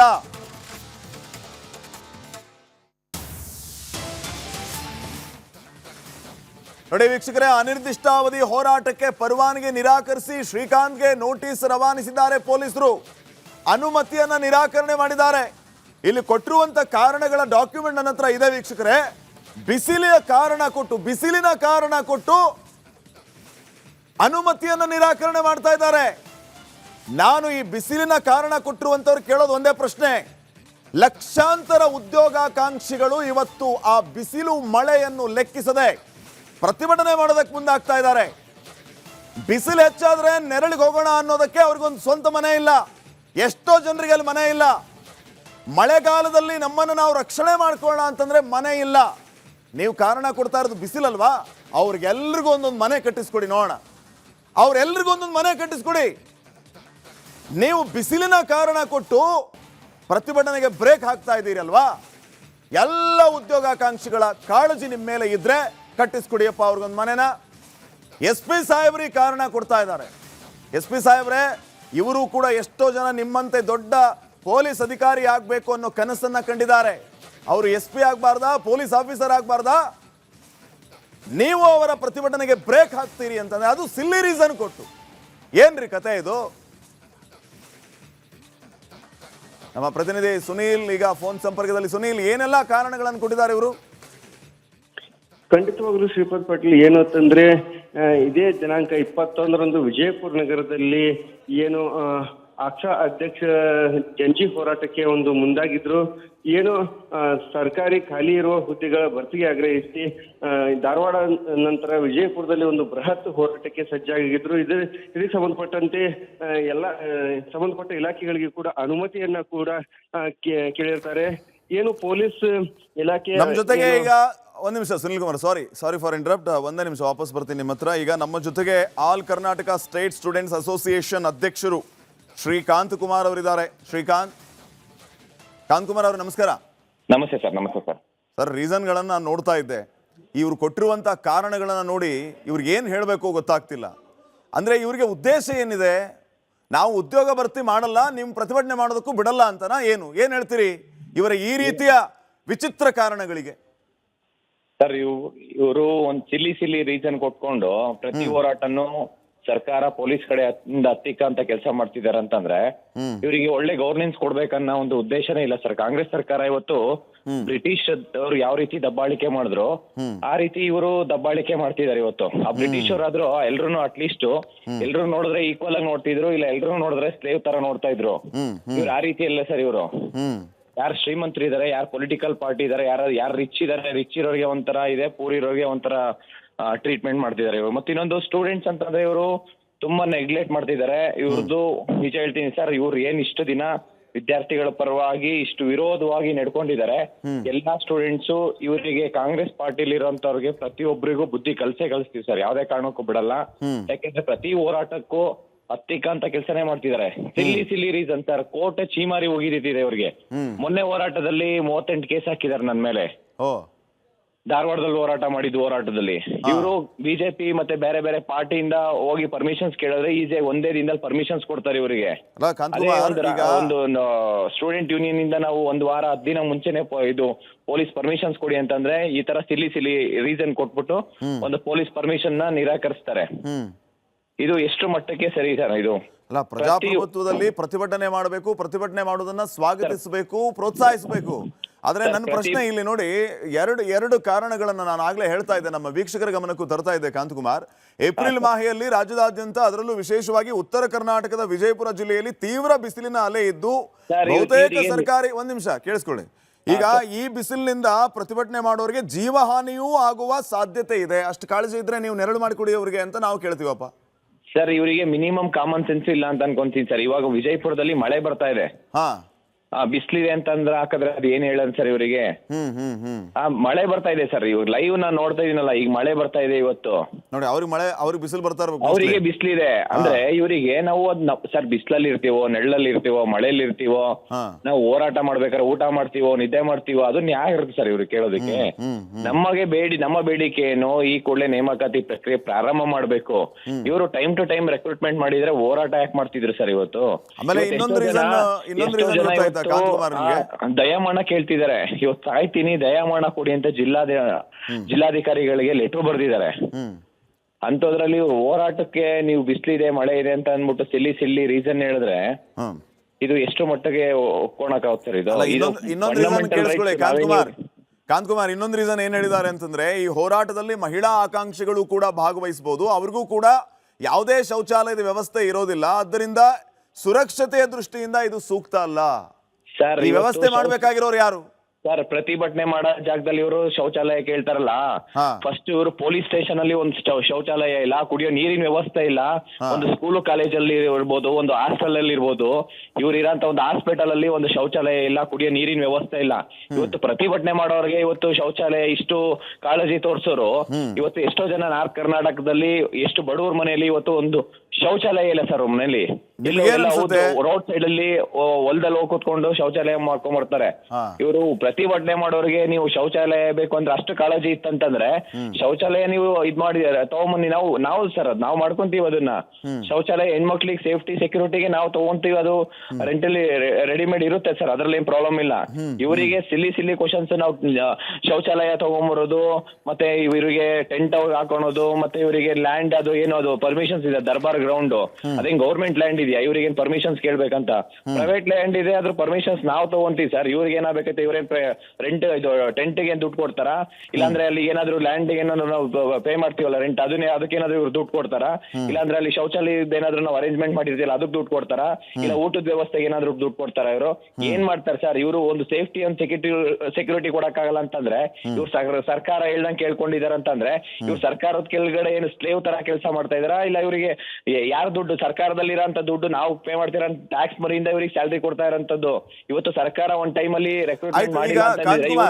ಕಾಂತಕುಮಾರ್, ಈಗ ಒಂದ್ ನಿಮಿಷ, ಈಗ ನೀವೆಲ್ಲ ಹೇಳ್ತಾ ಇರೋದು ಒಂದ್ ಕಡೆ ಈಗ ಸಿಲ್ಲಿ ರೀಸನ್ಸ್ ಕೊಟ್ಟು ನಮ್ಮ ಪ್ರತಿಭಟನೆಯನ್ನ ಹತ್ತಿಕ್ತಾ ಇದ್ದಾರೆ ಅಂತ ಹೇಳಿದ್ರೆ, ಇನ್ನೊಂದು ಕೆಲವು ರೀಸನ್ಸ್ ಗಳನ್ನು ಕೂಡ ಅವರು ಪಟ್ಟಿ ಮಾಡಿದ್ದಾರೆ. ಏನ್ ಪ್ರತಿಭಟನೆ ನಡೀತಾ ಇದೆಯಲ್ಲ ಆ ಜಾಗದ ಪರ್ಮಿಷನ್ ನೀವು ತಗೊಂಡಿಲ್ಲ ಅನ್ನುವಂಥದ್ದು ಒಂದು ಇಲ್ಲಿ ಉಲ್ಲೇಖ ಮಾಡಿದ್ದಾರೆ. ಯಾವ ಮುಖಂಡರು ನಾಯಕರುಗಳು ಸಂಘಟನೆಯವರು ಭಾಗಿಯಾಗ್ತಾರೆ ಅವರ ವಿಳಾಸ ಫೋನ್ ನಂಬರ್ ಇಲ್ಲ ಅಂತ ಹೇಳಿದ್ದಾರೆ. ಜೊತೆಗೆ ಅನಿರ್ದಿಷ್ಟಾವಧಿ ಅಂತ ಹೇಳ್ತಾ ಇದ್ದೀರಿ, ಇದರ ಬಗ್ಗೆ ಸ್ಪಷ್ಟನೆ ಇಲ್ಲ. ಈ ಕಾರಣಗಳನ್ನು ಕೂಡ ಅವರು ಉಲ್ಲೇಖ ಮಾಡಿದ್ದಾರೆ. ಇದಕ್ಕೇನ್ ಹೇಳ್ತೀರಿ ಸರ್? ಒಂದು ಪ್ರತಿಭಟನೆ ಮಾಡ್ಬೇಕಂತಂದ್ರೆ ಯಾರು ಬರ್ತಾರೆ ಯಾರಿಲ್ಲ ಅಂತ ಹೇಳಕ್ಕೆ, ಇವ್ರು ನಮಗೆ ಆಗ್ತಿರೋ ಅನ್ಯಾಯನ ಯಾರು ಬರ್ತಾರೆ ಅಂತ ಹೇಳಿ ಪ್ರತಿಭಟನೆ ಮಾಡೋದಾದ್ರೆ ಇವರಿಗೆ ಯಾವ್ದಾದ್ರು ಇವ್ರು ಫಾರ್ ಎಕ್ಸಾಂಪಲ್ ಇವರೇ ಆಗ್ಲಿ ಸರ್, ಒಂದ್ ಮದುವೆ ಮಾಡ್ಕೊಂತಾರೆ ಅಂತಂದ್ರೆ ಯಾರ್ಯಾರು ಬರ್ತೀರಾ ಮೊದ್ಲೇನ್ ಪಟ್ಟಿ ಮಾಡ್ಕೊಂಡು ಕೂತ್ಕೊಂತಾರೆ ಇವರು, ಇಲ್ಲ ಯಾವ್ದಾದ್ರು ಕಾರ್ಯಕ್ರಮ ಮಾಡ್ತಾರೆ ಮೊದ್ಲೇ ಪಟ್ಟಿ ಮಾಡ್ಕೊಂಡಿರ್ತಾರ, ಇಲ್ಲ ಒಂದು ಎಲೆಕ್ಷನ್ ರ್ಯಾಲಿ ಮಾಡ್ತಾರೆ ಒಂದ್ ಪಟ್ಟಿ ಮಾಡ್ಕೊಂಡಿರ್ತಾರೆ. ಇವ್ರ ಉದ್ದೇಶ ಏನಾಗಿರ್ಬೋದು? ಇವ್ರಿಗೆ ಏನಾದ್ರು ಒಂದ್ ಸ್ವಲ್ಪ ಆದ್ರೂ ಕಾಮನ್ ಸೆನ್ಸ್ ಇದೆಯಾ ಅಂತ ಹೇಳ್ತೀನಿ ಸರ್. ಇವರಿಗೆ ಇವ್ರ ಉದ್ದೇಶ ಏನಾಗಿರ್ಬೋದು ಅಂತ ಈ ತರ ಮಾಡ್ತಾ ಇರೋದಕ್ಕೆ? ಕಾಂತಕುಮಾರ್, ಇವ್ರ ಉದ್ದೇಶ ಏನಾಗಿರ್ಬೋದು ಸರ್? ಉದ್ದೇಶ ಇವ್ರೇನಂದ್ರೆ ಹೋರಾಟ ಮಾಡ್ಲೇಬಾರ್ದು ಇವರಿಗೆ. ಇವರಿಗೆ ಆರಾಮಾಗಿರ್ಬೇಕಷ್ಟೇ. ಅವರಿಗೆ ಪೊಲೀಸ್ ಇಲಾಖೆಗೆ ಸರ್ಕಾರಕ್ಕೆ ಇದೇ ಬೇಕಾಗಿರೋದಲ್ಲ ಸರ್. ಈಗ ಸರ್ಕಾರ ಪೊಲೀಸ್ ಇಲಾಖೆ ಮಾಡ್ತಾ ಇಲ್ಲ ಸರ್, ಯಾಕಂದ್ರೆ ಅವ್ರಿಗೆ ಗೊತ್ತು ವಿದ್ಯಾರ್ಥಿಗಳ ಕಷ್ಟ ಏನಿದೆ ಅಂತ ಹೇಳ್ಬಿಟ್ಟು. ಸರ್ಕಾರ ಮಾಡ್ತಾ ಇರೋಂಥದ್ದು ಸ್ವತಃ ಏನು ಸರ್ಕಾರದಲ್ಲಿ ಇದೆಯಲ್ಲ, ಮಾನ್ಯ ಮುಖ್ಯಮಂತ್ರಿ ಸಿದ್ದರಾಮಯ್ಯ ಸರ್ ಇರ್ಬೋದು, ಈ ಒಂದು ಕಂಪ್ಲೀಟ್ ಸರ್ಕಾರ ಮಾಡ್ತಾ ಇರೋಂಥದ್ದು ಸರ್ ಇದನ್ನ. ಅಂದ್ರೆ ಹೋರಾಟಕ್ಕೆ ಎಲ್ಲೋ ಪರ್ಮಿಷನ್ಸ್ ಕೊಡ್ಬೇಡಿ, ನಮ್ಮ ಕಾಂಗ್ರೆಸ್ ಸರ್ಕಾರ ವಿರುದ್ಧ ಹೋರಾಟ ಮಾಡೋದು ಬೇಡ ಅನ್ನೋ ರೇಂಜಿಗೆ ಇದ್ ಮಾಡ್ತಿದ್ದಾರೆ ಸರ್ ಇವತ್ತು. ಓಕೆ, ಫೈನ್ ಕಾಂತಕುಮಾರ್ ಅವರೇ, ರಿಪಬ್ಲಿಕ್ ಕನ್ನಡ ಜೊತೆಗೆ ಮಾತಾಡಿದ್ದಕ್ಕೆ ಧನ್ಯವಾದಗಳು.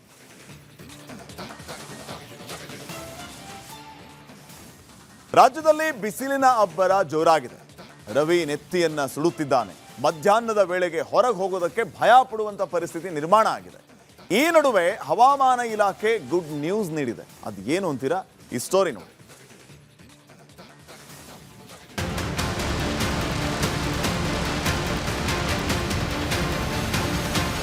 ಬಿಸಿಲು ಇಡೀ ಕರುನಾಡೆ ಕಾದ ಕಾವಲಿಯಂತಾಗಿದೆ.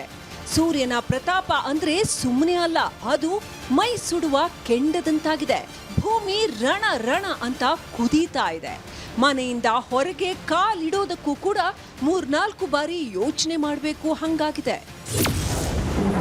ರಾಜ್ಯದಲ್ಲಿ ಬಿಸಿಲಿನ ಅಬ್ಬರ, ಜನರು ತತ್ತರ. ಬಿಸಿ ಗಾಳಿಯ ಎಚ್ಚರಿಕೆ, ಆಲಿಕಲ್ಲು ಮಳೆ ಸಾಧ್ಯತೆ. ಸೂರ್ಯ ತನ್ನ ಪ್ರತಾಪ ತೋರಿಸ್ತಾ ಇದ್ದಾನೆ. ಬಿಸಿಲು ಮತ್ತು ಸೆಖೆಯಿಂದಾಗಿ ಜನ ರೋಸಿ ಹೋಗಿದ್ದಾರೆ. ಇದರ ಬೆನ್ನಲ್ಲೇ ಹವಾಮಾನ ಇಲಾಖೆಯ ಹೀಟ್ ವೇವ್ ಎಚ್ಚರಿಕೆ ಕೂಡ ಬಂದಿದೆ. ಹೀಗಾಗಿ ಮುಂದಿನ ದಿನಗಳಲ್ಲಿ ಸೂರ್ಯ ಮತ್ತಷ್ಟು ಸುಡಲಿದ್ದಾನೆ.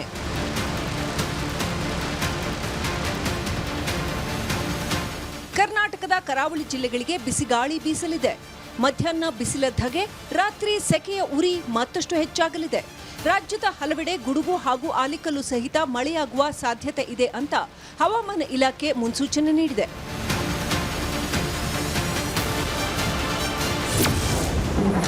ಮಕ್ಕಳು, ವೃದ್ಧರು ಬಿಸಿಲಿಗೆ ಹೋಗಬೇಡಿ. ಬಿಸಿಲಿಗೆ ಯಾಕೆ ಹೋಗಬಾರ್ದು ಅಂದರೆ, ಬಿಸಿಲಿನಲ್ಲಿ ಡಿಹೈಡ್ರೇಷನ್ ಆಗುತ್ತೆ, ನಿರ್ಜಲೀಕರಣ ಅಂತೀವಿ. ಅದರೊಳಗೆ ಮಕ್ಕಳಿಗೆ, ವಯಸ್ಸಾದವರಿಗೆ, ಪರ್ಟಿಕ್ಯುಲರ್ 11 ಗಂಟೆ ಮೇಲೆ 4 ಗಂಟೆವರೆಗೂ ತುಂಬ ಬಿಸಿಲಿರೋವಾಗೆ ದಯವಿಟ್ಟು ಅವಾಯ್ಡ್ ಮಾಡಿ. ಎರಡನೇದು, ಇದನ್ನು ಅವಾಯ್ಡ್ ಮಾಡಬೇಕು ಅಂದರೆ ನೀರು ಚೆನ್ನಾಗಿ ಕುಡಿಬೇಕು. ಬೇಸಿಗೆಯಲ್ಲಿ ನಿಮಗೆ ಭಾಳ ಇಂಪಾರ್ಟೆಂಟು, ನೀರು ಚೆನ್ನಾಗಿ ಕುಡೀರಿ. ಎಷ್ಟು ನೀರು ಕುಡಿದ್ರೂ ಅಷ್ಟು ಒಳ್ಳೆಯದು. ಭಾಳ ಜನ ರಿಸ್ಟ್ರಿಕ್ಷನ್ ಇರೋದು ಓನ್ಲಿ ಕಿಡ್ನಿ ಡಯಾಲಿಸಿಸ್ ಇರೋರಿಗೆ, ಹಾರ್ಟ್ ಎನ್ಲಾರ್ಜ್ ಇರೋರಿಗೆ, ಬೇರೆಯವ್ರಿಗೆ ರಿಸ್ಟ್ರಿಕ್ಷನ್ ಇಲ್ಲ. ಆಹಾರ ಹಾಕುವ ಬಟ್ಟೆಯ ಬಗ್ಗೆ ಎಚ್ಚರ. ಸ್ನಾನ ಮಾಡಿಸಿ. ಆ್ಯಂಡ್ ಆಹಾರದ ಬಗ್ಗೆ ಬೇಸಿಗೆಯಲ್ಲಿ ನಾನ್ ವೆಜಿಟೇರಿಯನ್ ಫುಡ್ಡನ್ನ ಕಡಿಮೆ ಮಾಡಿ. ತಿನ್ನಲೇಬಾರ್ದು ಅಂತ ಇಲ್ಲ, ಡೈಜೆಷನ್ ಸರಿಯಾಗಿ ಆಗಲ್ಲ, ಅದು ಭಾಳ ಇಂಪಾರ್ಟೆಂಟು. ಆಮೇಲೆ ಬಟ್ಟೆಗಳಿಗೆ ಬಂದರೆ ಆದಷ್ಟು ದಯವಿಟ್ಟು ತೆಳು ಬಟ್ಟೆಗಳು, ಬಿಳಿ ಬಟ್ಟೆಗಳು, ತುಂಬ ಕಲರ್ ಇಲ್ದಿರೋಂಥ ಬಟ್ಟೆಗಳನ್ನ ಹಾಕ್ಕೊಂಡ್ರೆ ಒಳ್ಳೆಯದು. ಒಟ್ಟಾರೆ ತಾಪಮಾನ ಹೆಚ್ಚಳ ಬಿಸಿ ಗಾಳಿ ರಾಜ್ಯದ ಸ್ಥಿತಿಯನ್ನ ಬದಲಾಯಿಸಿದೆ. ದೈನಂದಿನ ಜನಜೀವನವನ್ನ ಕಂಗೆಡಿಸಿದೆ. ಬಿಸಿಲಿನಲ್ಲಿ ಓಡಾಡಲಾಗದ, ಕಚೇರಿಗಳಲ್ಲಿ ಕೆಲಸ ಮಾಡಲಾಗದೆ ಒದ್ದಾಡುವಂತಾಗಿದ್ದಂತೂ ಸುಳ್ಳಲ್ಲ. Deepti, news desk, republic Kannada.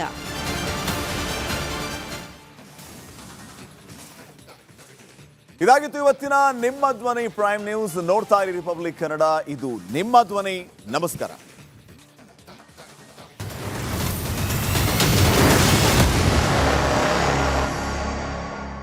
ಆರೋಗ್ಯ ಹಾಗೂ ನ್ಯೂಟ್ರಿಷನ್ ಸಿಗುತ್ತೆ ನೋಡಿ, ಬಾಡಿ ಸ್ಟ್ರಾಂಗ್ ಆಗುತ್ತೆ. ಸ್ವಲ್ಪ ತಿಂದು ಹಸಿವು ನಿಗುತ್ತೆ, ಡೈಜೆಷನ್ಗೆ ಇಲ್ಲ ಅಪಾಯ. MDH ಸೋಯಾ ಟೀ, ಅಸಲಿ ಪ್ರೋಟೀನ್. MDH